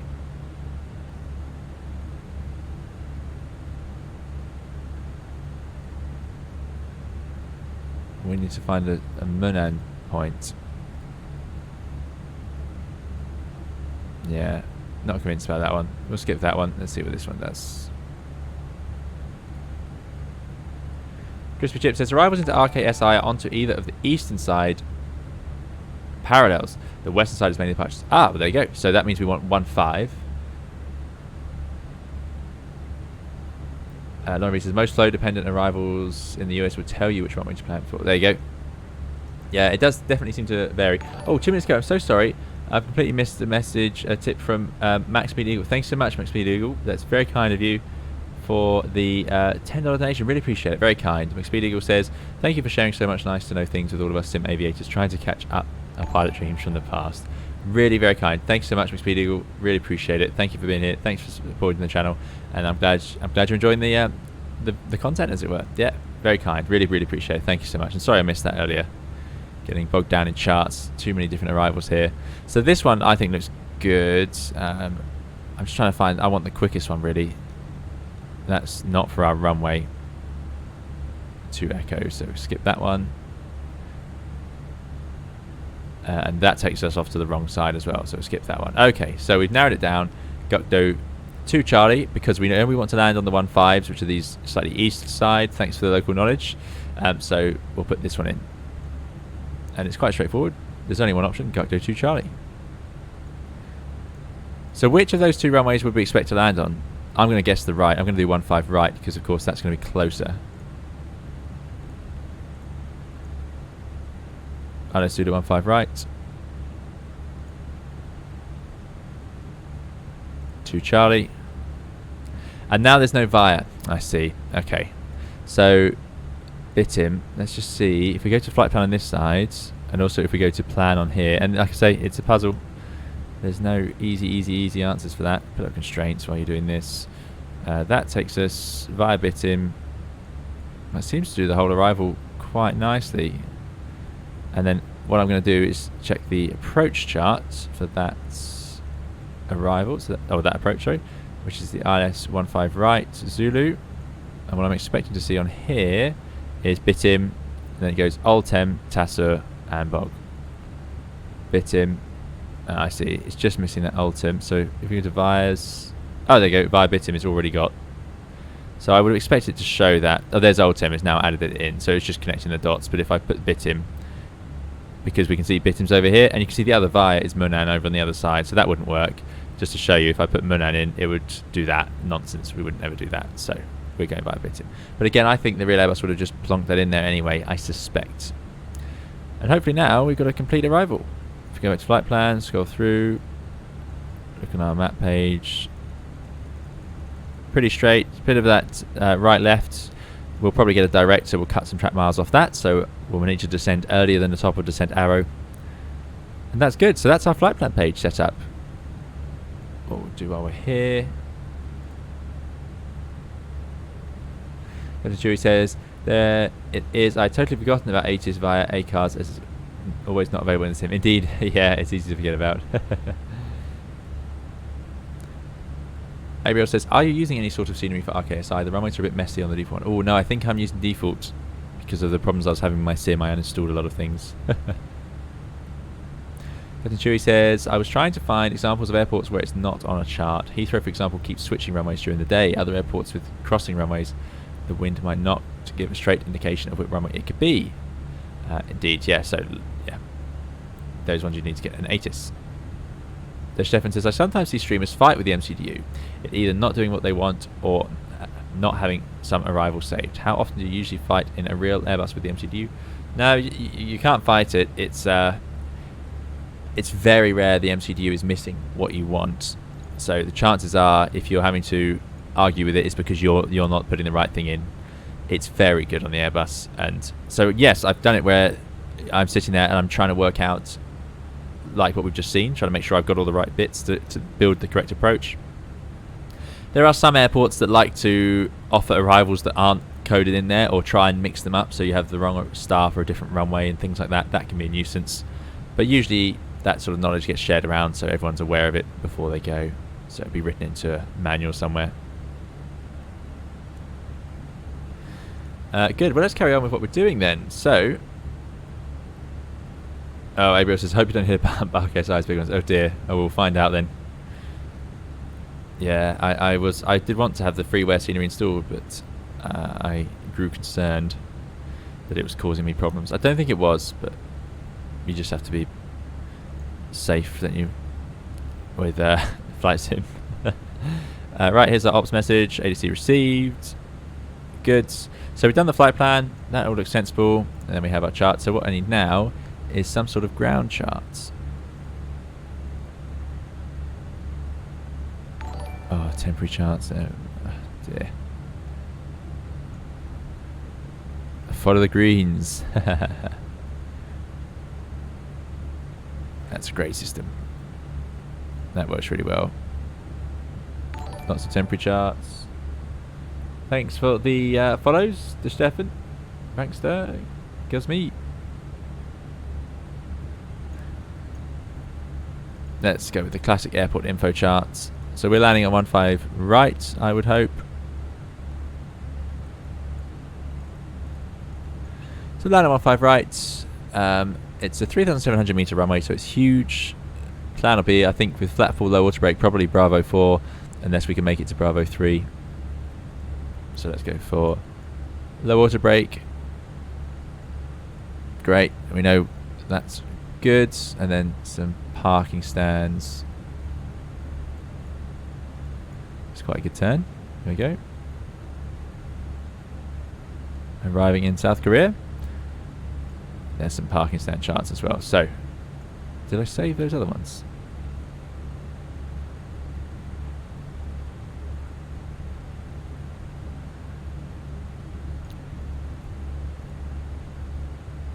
Save that. Great. So we got an arrival, we got an ILS and an approach. Let's just check over this to see what we're dealing with. It's a 3-degree ILS when we're just using the ILS. The localizer approach is ever so slightly steeper, but we're not doing that today. We've got our arrival. We know we're going to lose some track miles in the other side. Quite low MSAs, but we talked about this threat being the... Oh, there you go, YJU 271, presumably leading to... Wow. Well, we're going to get very close to that on that arrival. So we don't want to go north of that. Getting too close to North Korea. Missed approach, climb 520 on runway heading, then a left turn. And then we're going to intercept that radial 137 to 12 miles, climb to 4,000 right turn. So 4,000 feet for the go around, no problem there. MSA is relatively low, 4,000 feet is the worst case. We will be in that sector, 3,900. So, yeah, that's fine. We will climb to 4,000 feet if we get lost. So Stefan, thanks so much for your $5 5-cent tip. Really appreciate it. Stefan says, thanks for explaining so much. I'm going to the onboard gym now. It's in the business class plus and have to log off. See you next week. Thanks so much to Stefan. Really appreciate it. Thank you for the $5 tip. Thank you for coming along and asking questions. Great to see you here. And have a good time in the gym. We'll see you again next time. Thanks so much. Really appreciate it. ABL says, the payware RKSI can't come soon enough. There you go. Payware on the way. Bav951 says, any tip on where to look to learn the abnormal procedures like failures? I'm using the FSIP panel and would love to do the failures, but not knowing the correct procedures, not sure how to start. That's a trickier one.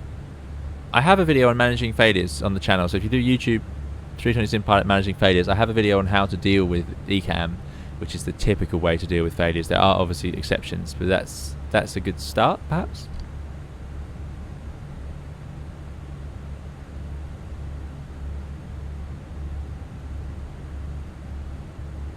Yeah, so that's what I would recommend.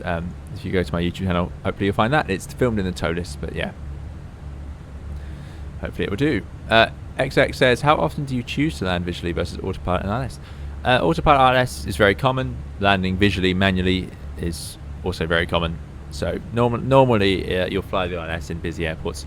The reason is, if you fly visually, that's fine, but then you're trying to separate yourself from aircraft in front, and air traffic won't like that if they're trying to separate you down to the minimum spacing, because you won't be able to do it as well as they can. Pete just Terminal 1 says, Zoom Motor Pool, thank you very much. Terminal 1, so we want to be over here. Perfect. Unusual to see it coordinate or orientated this way. But yes, so we're going to land, vacate off Bravo 4, and then go to Terminal. Excellent. Lauren B has no idea. No, me either. Guessme says, good evening. Is the TOLUS a great sim to prepare for A320 type rating sim sessions? I would always caution using any of these to prepare for an actual type rating. I'd say you're better off waiting for the sim and reading material that you're provided with, simply because the fit of your aircraft that you're learning could be different to what the TOLUS or the Fenix is. So if you're going to do an actual A320 type rating, have fun, enjoy it. It's a great aircraft. I really enjoyed my type rating onto it, but I would just go with the material they give you. I can't recommend using any of these aircraft for help with that. Some people might find it fine, but for me, I wouldn't. WB1990 says, recently bought the Fenix A320 and your tutorials have been so helpful. Thanks a million. You're very welcome, WB1990. Thanks for joining us on Twitch. Be a Brave Dude says, there are specific taxi routes for arrivals at RKSI. I think it's in your charts. Yes. Yeah, I did see a lot of charts. How much time have we got? How far are we from the airport? Oof, not long till we go down. It's been a quick flight. We've done well here. I'm pretty pleased about that. So, let's risk it. Can I find the chart in time? So it's often an arrival chart. If we can get through all these temporary ones, we'll pretend there's nothing broken. Taxi routes, arrivals, 15 left, right. That's us.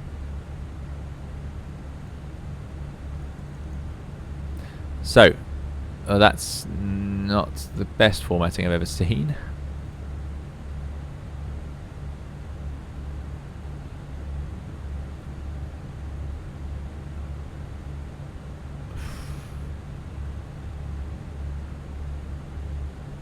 What? I'm going to assume this means stay on Bravo and then head in. So we're going to stay on Bravo down to Alpha 7 and then head into the apron. I think that's what it means. Oh, I see. So go through this middle channel and then go in here.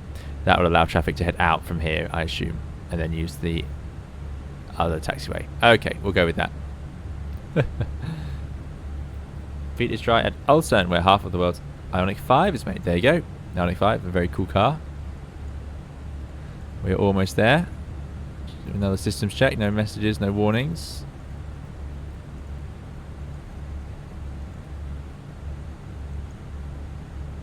Fuel's getting cold, as you would expect.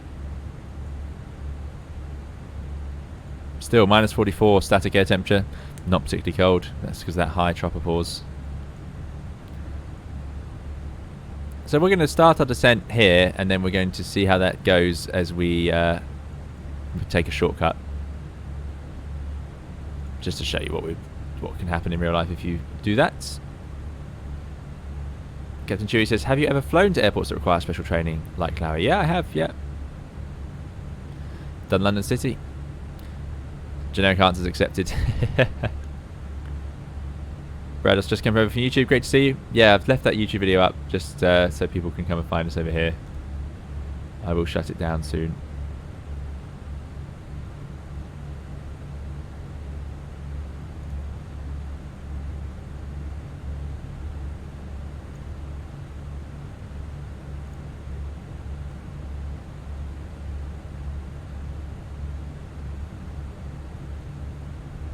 Guzmi says, now practicing flows and SOPs, but I don't know how it handles failures. I see, I see.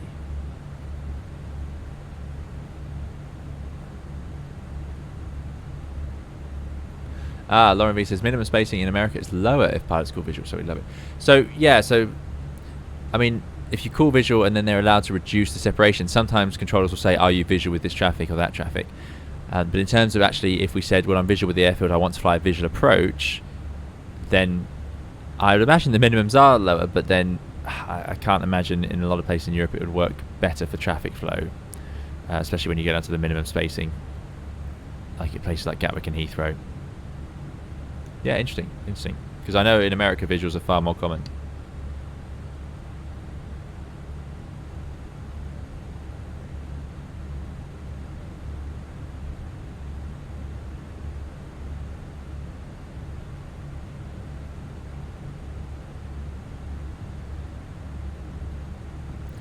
Good, so we've chosen our runway.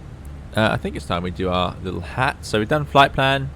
We're landing on RK. I'll do this a lot in the real aircraft. SI15 right. If you can't remember the code or which something like that, then you can just do that and then copy it into the progress page. There it is, 170 miles to the threshold.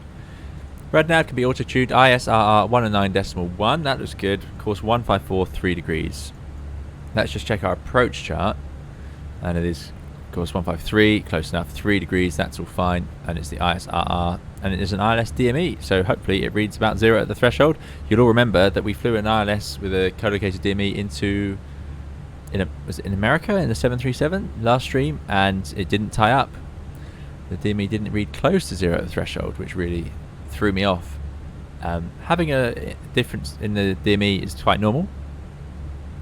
I say normal, it does happen. But I hadn't seen an ILS DME with such a difference in the DME. That really caught me off guard. And it didn't help that I didn't have my usual progress page like I do in the A320 in the 737 because I just didn't know how to set it up. I think there is one in there. But there we go. So that taught me a good lesson. So we're always going to check that when we're abroad, as it were. Good, so that's a RadNav, that's all good. Progress page, you've got RKSI 15 right. Performance page, let's put in that weather. 1010 on the QNH. Temperature 27, and the wind was 100 at 6.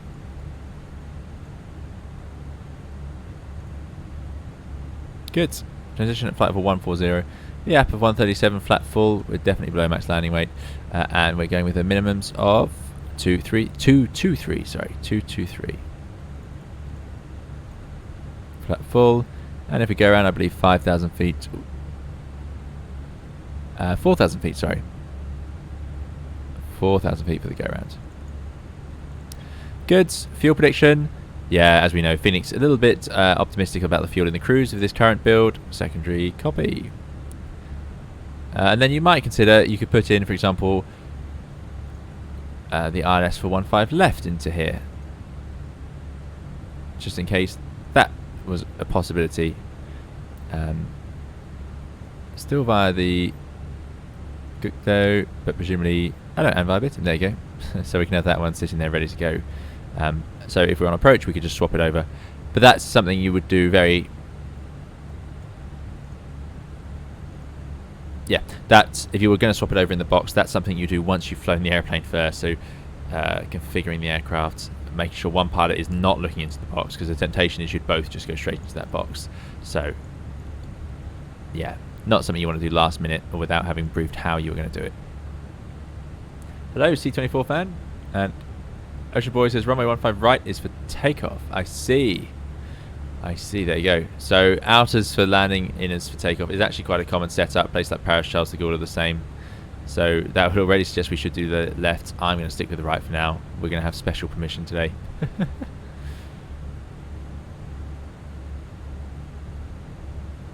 But thanks for the thanks for the local knowledge, Ocean Boy. Appreciate it.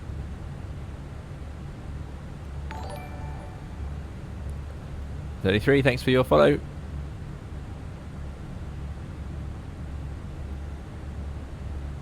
Lauren B says, talking about visual approaches or calling visual in America to reduce the separation. Lauren B says, aircraft number 2 would have to call the previous traffic in sight and be told to follow the traffic and cleared approach based off that. It's very much some VFR pattern sequencing being applied in the tracking context. There you go. Thanks for that information. How close are we to that traffic in front? We've done many streams where we've got too close. So now when we've caught them a little bit, they're only 17 miles ahead now. Something worth noting is our descent speed is going to be ridiculous at this. Yeah, 335. Let's see, 343. Yeah, we're not doing that. So I'm going to put in decimal 78 and 300s, and then it's going to move that descent arrow probably closer to us. Because now we're going to do a slightly shallower descent. So there you go, 20 miles to go. And then, of course, we know that we've got that shortcut looming. So we're going to have a nice, fast descent. Save a bit of time as we head in. Because in theory, we were landing in 10 minutes, according to the prediction on the... or 15 minutes. But I think we're probably slightly further away from landing than that, given that we have to go round and land the other way in. Thanks, Ocean Boy. Ground controller has come online.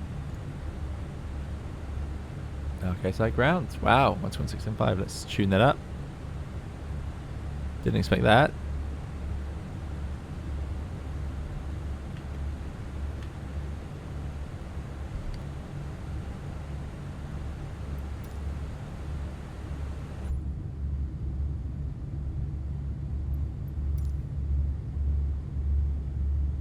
C24 fan, hello to you. Yes, hectopascals in South Korea. We must make sure we go back to them on 1010.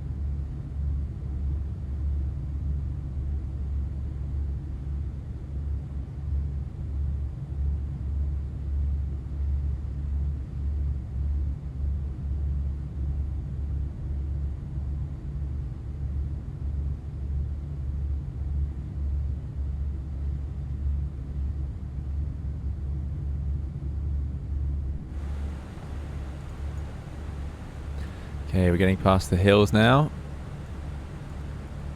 Let's go back to our en route chart. I quite like that.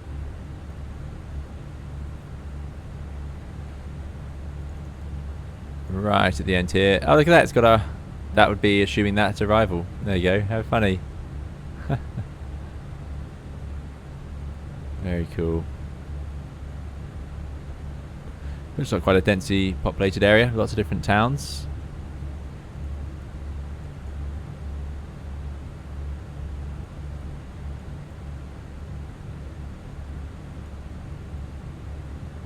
Excellent. Excellent. So, time to descend. Let's put in our first safe altitudes. So, we need to be 170 Caxo. That should be already in here. Yeah, 170 it is. So, I can put all of these in. There you go. It's changed to its descent speed. Let's put... Start with 170. Because it's highly likely, because of course you can't descend until air traffic control lets you, it's highly likely that they would give you a descent clearance something similar to that at this stage. Those initial descent clearances are unlikely to be lower, but there we go. So thrust idle DES, I got out blue 170, it's going to potentially overspeed here. If there's any turbulence, I would almost certainly go into open descent to stop it overspeeding. Let's just see what happens. Rob A320 says, could you please explain what's the difference between the chrono button on the glare shield and the chrono function on the pedestal? Nothing. They do the same thing. Chrono up here just runs the clock on here, whereas on the pedestal you have chrono here which runs the clock on there. Magic of this one is it's a bit more obvious for both pilots. So if you're timing something that both pilots need to know about, for example warming up the APU, it's quite common for pilots to use this chrono. But other things that when you're doing your own will be this one. I often forget to use this one though, I must admit. I'm quite selfish and end up using this chrono more commonly. It's an amazingly useful thing though.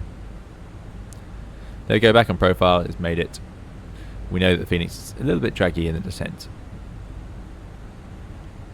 Thanks for those follows to Gamer and Just and Colour Scream.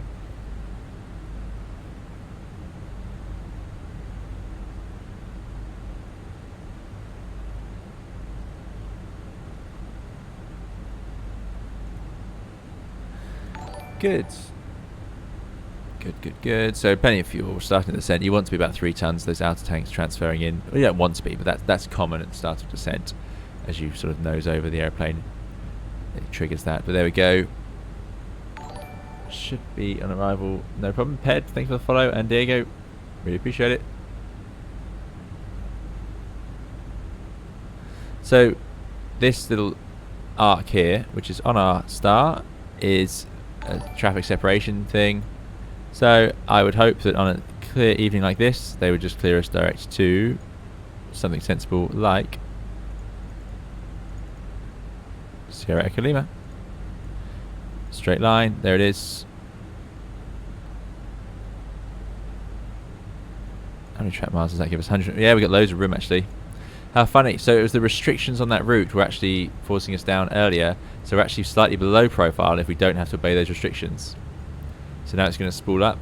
Mac should do about 1,000 feet per minute until it regains that profile. I use SimBrief to make a realistic flight plan. Not Hurricane. Just going to fly down. Thanks for the follow. Shield says you can make one in SimBrief. Exactly. Yeah, that's what I use. SimBrief.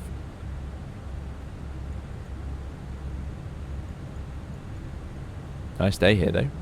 Light winds, warm, cab okay, all looking very nice. Should be a beautiful little approach.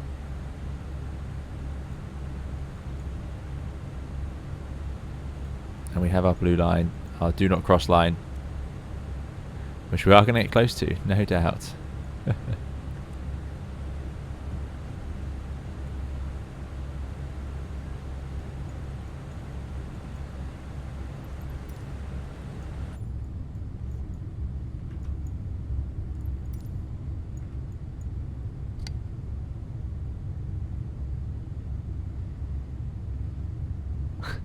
Hi 320 Sim Pilot says, what happened if cruising out below the first star out requirement? Then that's fine. If that happens, then it'll be in the flight plan. Air traffic will see you coming. I'm sure that'd be no problem. Yeah. It's unusual for that to be the case, because if there's an out requirement, it would typically be well, yeah, unusual, but yeah, if that happens, then that happens. Not much you can do about it. Indeed, infinitely, we have ground available, which is very good. Oh, not the case. There's also, I mean, like real flights in the A320 in real life. For those flight plans, that will be handled by your company, who will have, your airline will have flight planning software of some variety that will create these flight plans and submit them to air traffic control, and it will be set up to comply with all these different restrictions. I have not ever flown to the Dominican Republic. Nope. Wild Rumble says, I was watching an air crash investigation yesterday, and in it the expert said that pilots rarely fly final with autopilot on, even ILS. Is that a true reflection of how IRL pilots fly? Huh. It might depend what they were talking about, Wild Rumble. So if you're talking about sort of flying a Cessna Caravan or something like that, then probably not. They'll probably fly it manually. If you're talking about Airbus pilots, then no, typically you'd fly it with the autopilot until such time you decided you didn't want to. If it's low workload, everything's going well, you might choose to hand fly it, but typically it would be with the autopilot when you're flying an ILS. Because why not?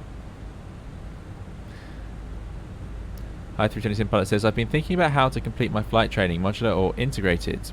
What did you do, and what would you recommend? I won't say what I did, just to help. What I recommend, I trained years ago now. Over a decade ago I started training, so my thoughts on it are relatively out of date.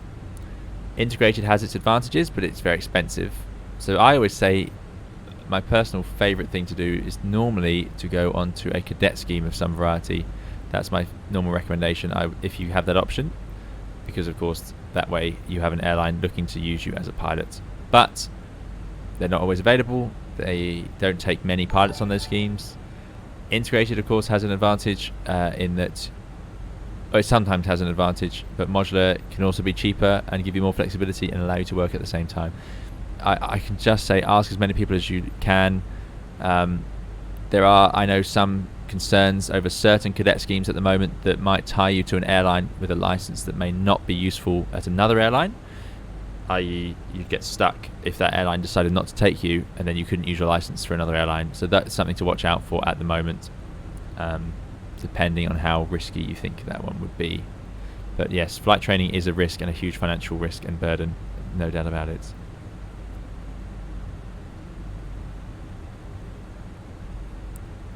There you go. In Cleveland there's a restriction because there's a limited to 7,000 to 10,000 route, and there's a restriction 280 knots between 11 and 14,000. Yeah, there you go. So it's just accepted that you couldn't do it. Hi 320 Sim Pilot says, how much does it cost to complete a cadet scheme? Would it also allow me to fly my own plane's VFR? It depends which country you're talking about now. I'm afraid it really does, because of course even the UK is different from Europe with different licenses these days.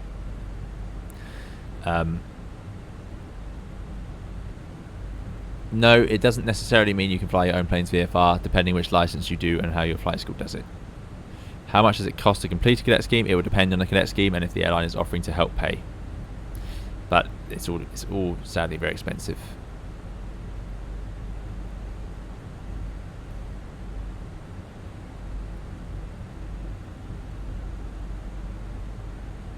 I hope you all enjoyed the French GP.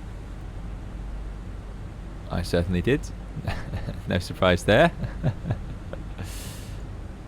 Yeah, a nice moment for a Mercedes fan. Wild One says it was a BA Jetstream 41, but they implied it was a common thing. Yeah, well, it's definitely not a common thing these days. If you're both on the dash and the Airbus that I've flown, autopilot used most of the time. And yeah, you might disconnect it once you're on the ILS, but if you just suddenly disconnect it to fly the approach, then you're just increasing the workload for the other pilot and so on. So unusual to do that. Hi 320 Sim Pilot says, thanks for the answer. I'll ask the pilots at the end of the flight back from Innsbruck, hopefully.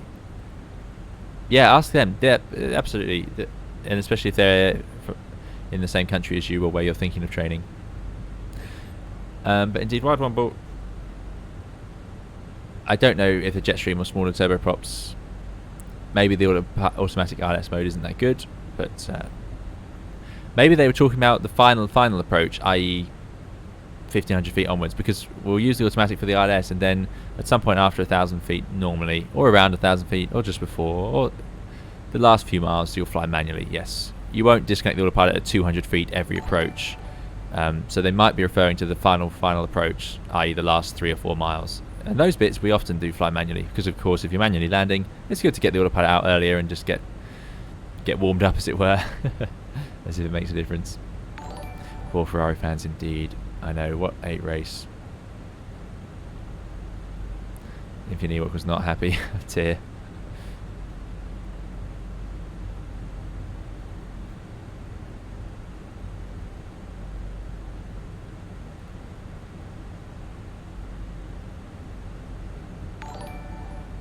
Oh, there you go. April saying maybe the soundbite's not quite correct. Do some gaming. Thanks for following. Poncho Pete as well, and Andrish and Rob A320. I have not listened to Black Box Down podcast.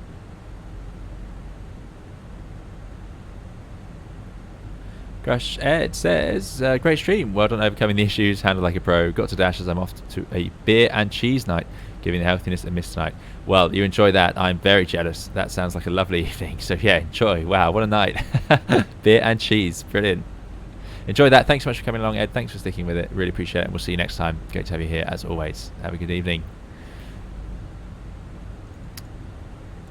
Well, it's all going very nice. We'll get a nice view of the city.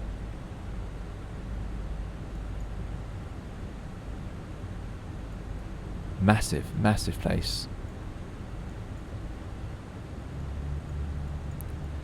Outstar 170.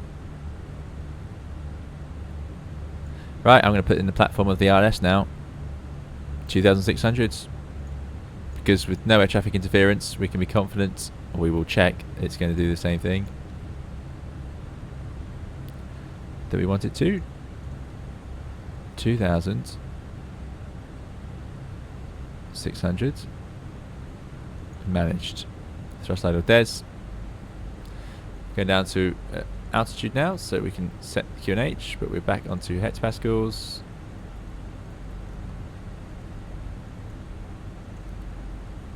And we're going with 1010. Oh.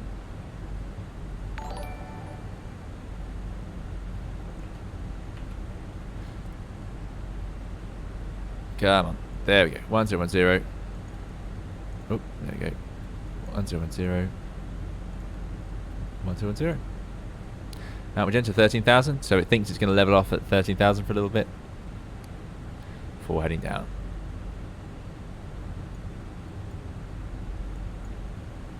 Love it when we get to manage descent.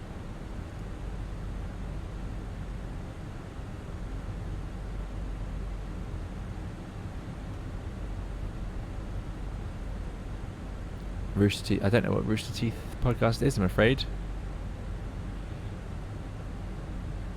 Crispy Chip says, sorry about my no THS prompt earlier. I get a takeoff stab, not set ECAM if it's entered when I press takeoff config. Different SOPs and bin programming for us. Yes, so yeah, absolutely. No, it's fine. It's I know some aircraft, including for example the TOLIS A321 Neo, does require it to be entered. So I know it's a different fit thing, but yeah, mostly from me, I've not seen it used much, but.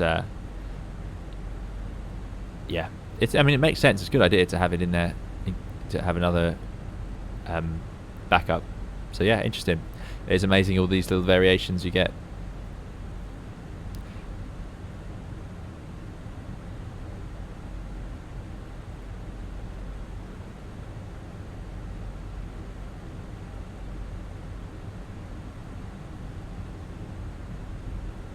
Maze has been dreaming all day of winning the lottery in America. I think I'm going to buy an A320. Very nice. Yeah, why not? If I won the lottery, it'd have to be a pretty good lottery win to be able to buy an A320. Traffic, all Nippon 311 is on the downwind for runway 15 right. Oh, there you go. 311 all Nippon in front of us. So we'll watch out for them. Now we're getting down to 9,000. I'm going to put up the LS. This thing with the Airbus of flying around with managed modes. It works great when there's no other aircraft in the sky and there's no air traffic control changes. So this is the perfect time to use it. There's the airport. Huge. Wow. Quite something. Rooster Teeth is a media company. They do a lot of different stuff. Cartoons and podcasts. Okay. Yeah, I don't know them. Takeoff says, in the US, the Mega Millions lottery is 1 billion. No way. Well, then you can most certainly afford an A320. Wow. That is... Oh. Imagine. Wow. 1.04 billion. Goodness me. Lux says, after taxes, we can fund our Manta Airlines of one A320. Yes. Yes, if you win $1 billion in the lottery, then please do buy an A320, paint it in our livery, and yeah, we can run a few flights. David says, I'll take the 0.4. Yeah, I would as well. Amazing. Tom says, buying an airplane would be a good way to lose that 1 billion. Yeah, that's true. If you want to start an airline, then that would soon disappear. There's no doubt about that. Just takes the pandemic to come back, and you'd be out of that money pretty quickly.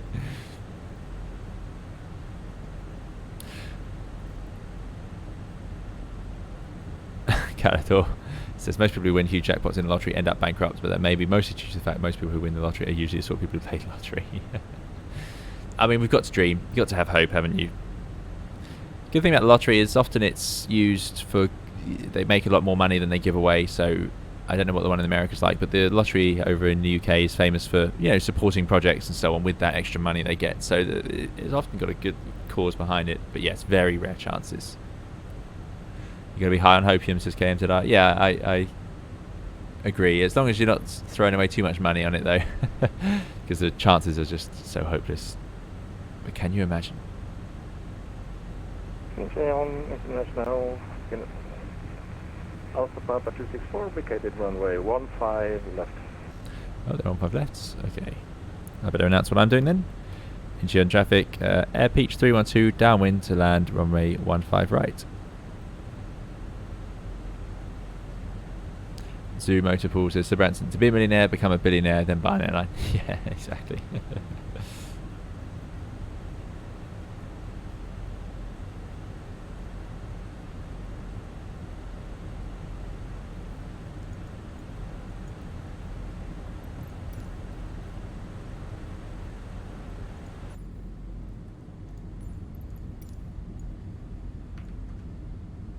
Really bouncing around. Getting a lot of rocking and rolling off these hills. KMZR says, there's actually a greater chance to get struck by a meteor on your way to purchase a lottery ticket than actually winning the lottery. There you go.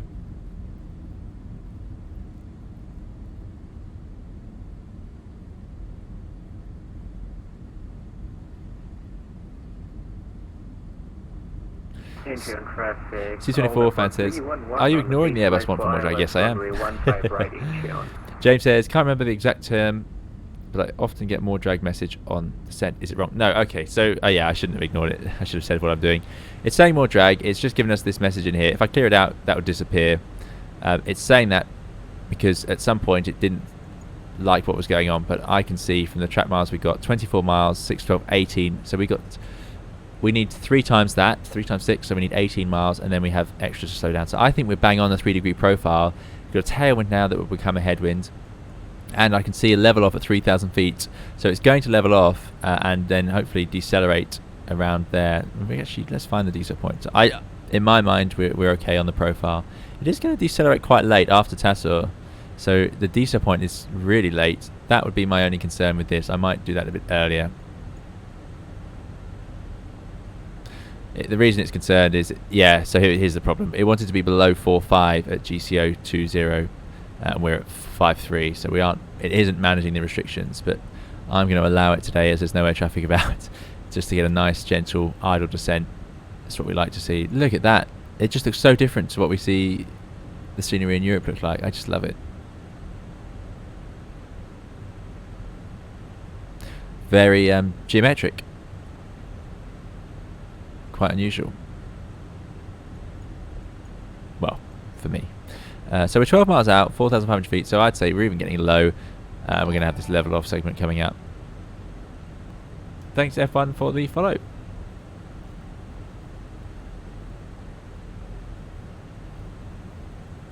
Yeah, agreed. It's a very pretty place. Look at that.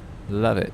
That's why we're doing the different Indian route. traffic, all Nippon 311 established on the localized and flight for ILS runway 15 right and a 9-mile final insurance. There they are in front of us. So we're getting within 5 miles, but I think for once we've got our separation right. All Nippon's done really well in front of us, keeping the speed up because we've been tearing along. So they are just beginning the descent, and we're going to head out. So I won't cut the corner any tighter. We're going to level off at 3 now. And you can see it wants to come back to 180. So we're going to need to put out flap 1. Speed out star. Now.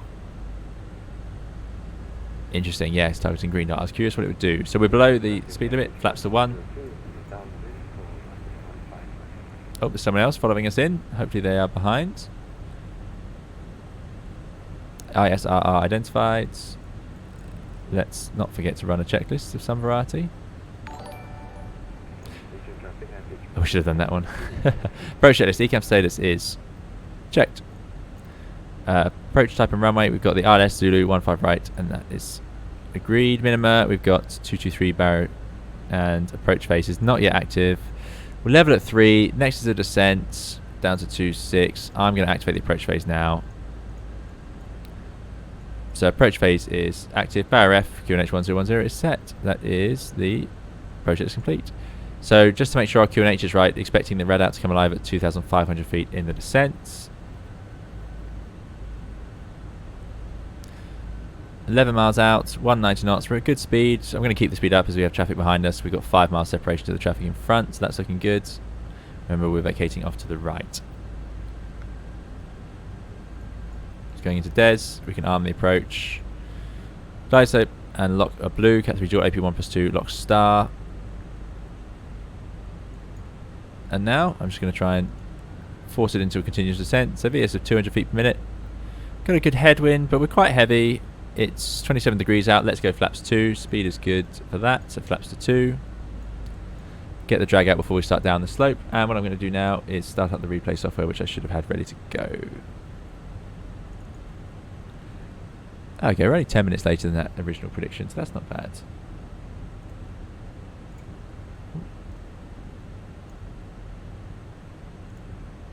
Start recording. Okay. Some coin says the overall point is winning the lottery is very rare and your odds are very unlikely. But this week it's going to be a winner. I can feel it. Excellent. Okay, so below 150 knots. We're fully established.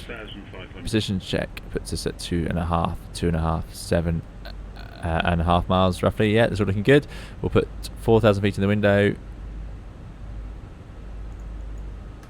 Air Peach 312. Engine traffic. We are 7-mile final. ILS runway 15 right. Entry on traffic. Delta 198 heavy 764. We're going to be holding short Lima on Lima for 15 right for arriving traffic. We're holding up. So we, by choosing the wrong one, we have managed to hold up some traffic. I cannot believe that. Excellent. I feel bad now. We should have gone on the left so they could take off. Oh dear, how classic. Right. It helps if, well, camera crew have to get ready pretty quickly. Let's configure then. So, gear down. Arm the ground spoilers. Lights are on. Slight change here as well. To take off now. Flaps to 3. And flaps to full. Landing checklist is auto brake is on low. Missed approach altitude 4,000 feet is in there and set. And ECA memo landing no blue. Landing check's complete. We're ready to go. Let's try the lower thing. Let's see if I can get the head tracking to work again. Just recentering and a little zoom out. Yeah, I wonder how this wide angle sort of looks. Okay.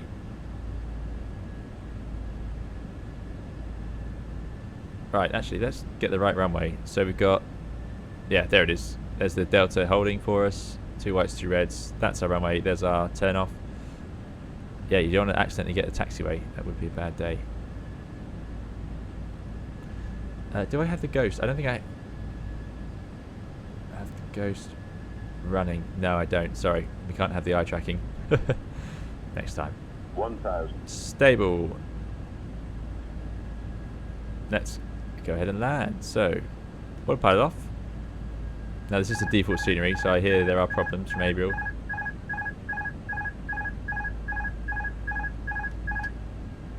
Right. That's annoying, because I specifically set this up already. I wonder why my binding there's got lost. Interesting. That should just be assigned to autopilot off. Okay, that's something I need to solve. I definitely have it set on the Phoenix. Engine traffic air pitch 1402 on base for runway 15. You feel like you've changed nothing, and yet suddenly everything changes. 500. Pappies, by the way, can be just this hard to see in the real aircraft. I can just about see two wides. Autopilot's definitely off. I've had some approaches where that's not disengaged properly thanks to my bindings. 100 above. Okay, here we go. Minimum. That's a bit of a high sync rate. 3 reds.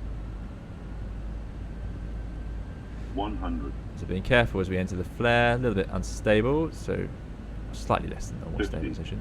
40, 30, 20. Idle. Retard. 5. There's touchdown. Get the reversers out. A bit funny runway markings, but there we go. And we have spotters, reverse green, decel. Idle reverse. Low water brake looks good for this exit, which is the one I expected. So we'll take this one. Let's forward idle, 30 knots. Excellent.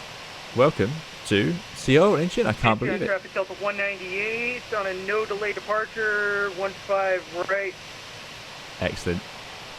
Oh, it's more fun this way that they get traffic to compete with. Incheon traffic, Air Peach 312 vacated, runway 15 right. Thanks for your help, Delta. Yeah, no problem. Awesome. Right, we did agree, and I've forgotten what the route was on the ground. This is another moment. After landing is where having 2 pilots is so invaluable.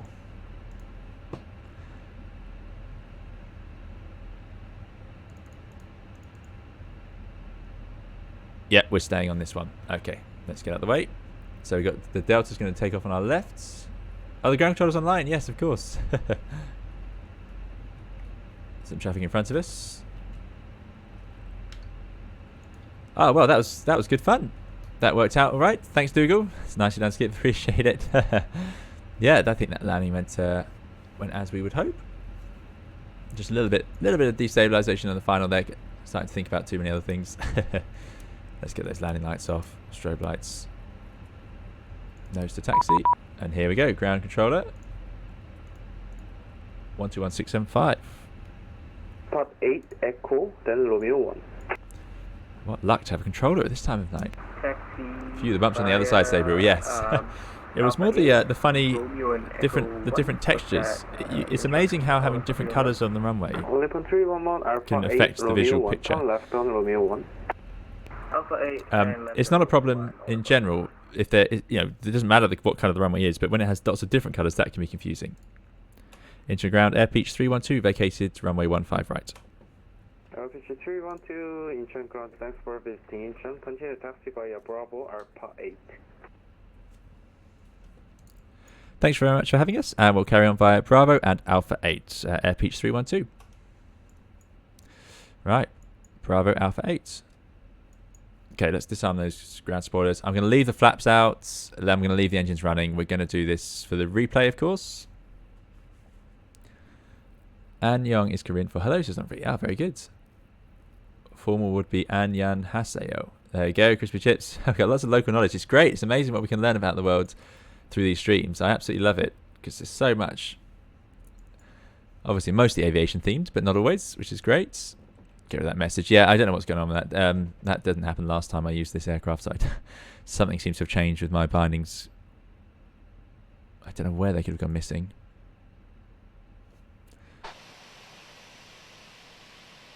There's the next traffic coming in. Such a pretty aeroplane and livery. I really like it.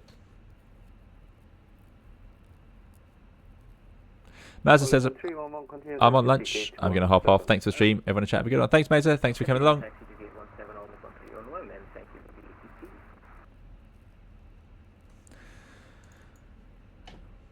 Alpha 8.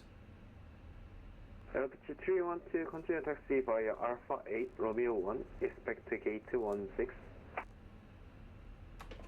Thank you. So, Alpha 8, Romeo 1, expecting 16, Air Peach 312.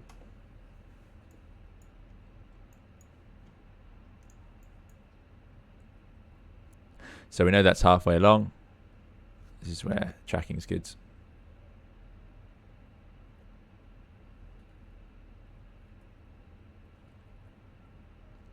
that's Romeo. He said Romeo 1, didn't he? So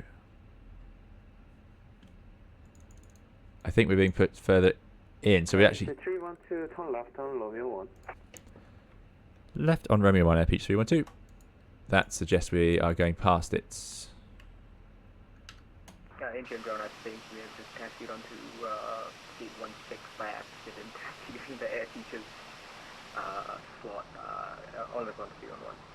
Yep, that's fine. 311, Roger. Airbus 312, get taxi to gate 17 via Romeo 1. Romeo 1, gate 17, Air Peach 312. Thank you. So we're going to take... our colleague there took our stand, no problem. So we're going to take Romeo 1 here, and then we'll be next door to that aircraft just parking up, which I'm imagining... Yeah, we're going to be to the right of them. Perfect. John Word says, is it normal that after disarming the spoilers they stay up? No, they should go down. And I'm assuming that's because your reversers are still deployed, if that happens. Correa says, are you sure you have loaded the Fenix bindings and not the PMG ones from a flight before? It happens to me all the time. No, I'm becoming doubtful. However, my throttles wouldn't work otherwise, so I don't... But the joystick one, maybe, yeah. That would heavily suggest something's wrong with the joystick. Incheon ground, Air Peach 1402, at taxi Bravo 3, requesting for taxi descent. Air Peach 1402. And there's an Air Peach after us. Excellent. Right, 17. That's going to be right here. Almost like a follow me there. Ready for us.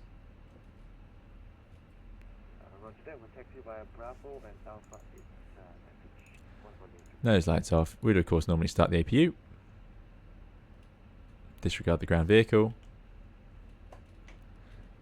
30 knots is way too fast. You'd never approach a stand at that speed.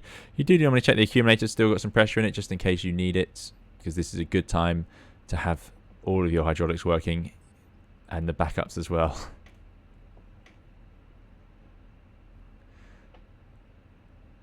And wheel stop Houston. Excellent. So we'd normally go through to our shutdown. I am very grateful to that controller for looking after us. I'm just going to send a little thank you.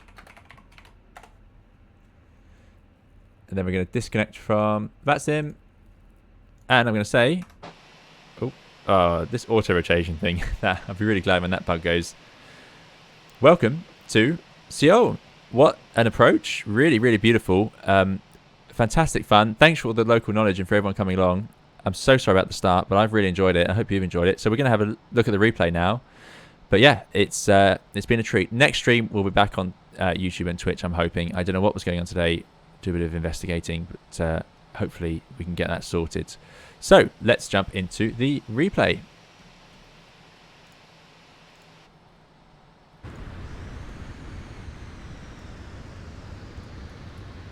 Infinite Ewok says, sorry I saw you were parking lot. No problem at all. Thanks for flying along. It's good fun.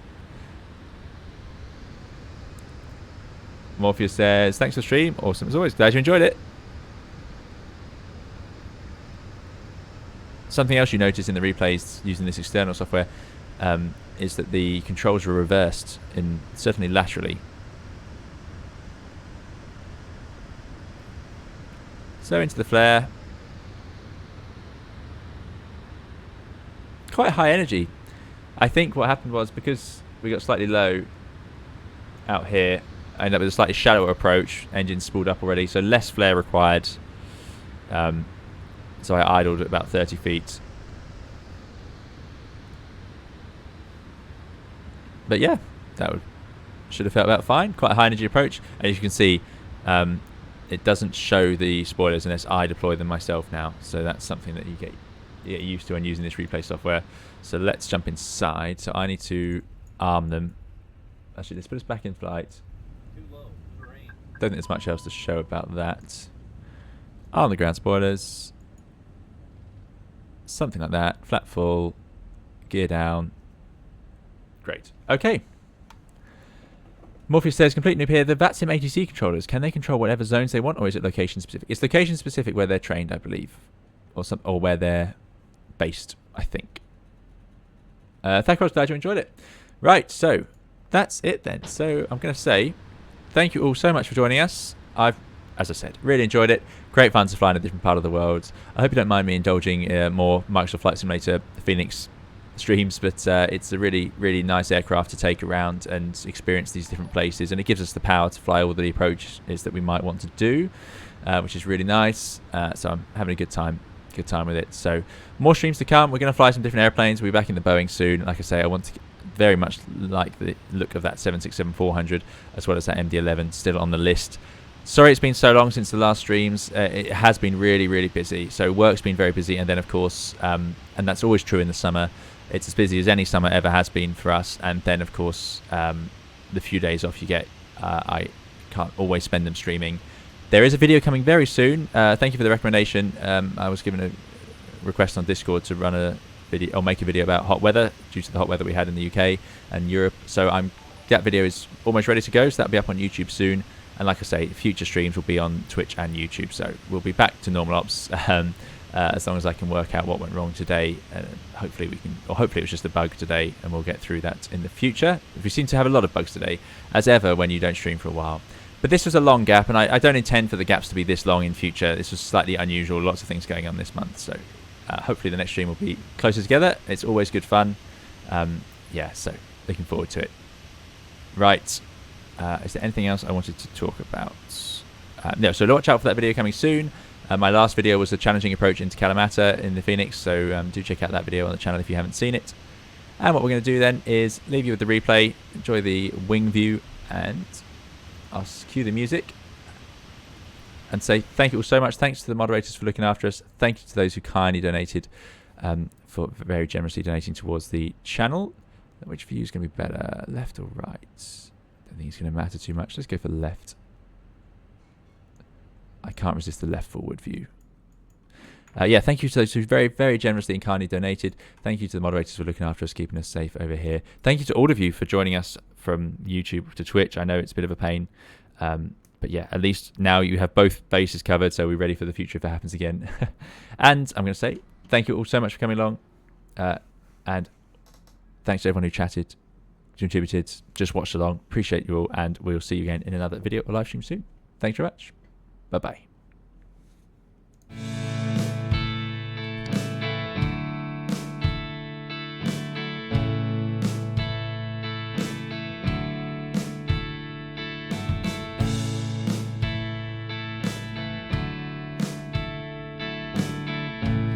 And thank you to GMLTKD 0625. Thanks for visiting YouTube. Thanks so much for looking after us. It was great to have someone online. Really appreciate it. And then we had great fun arriving here.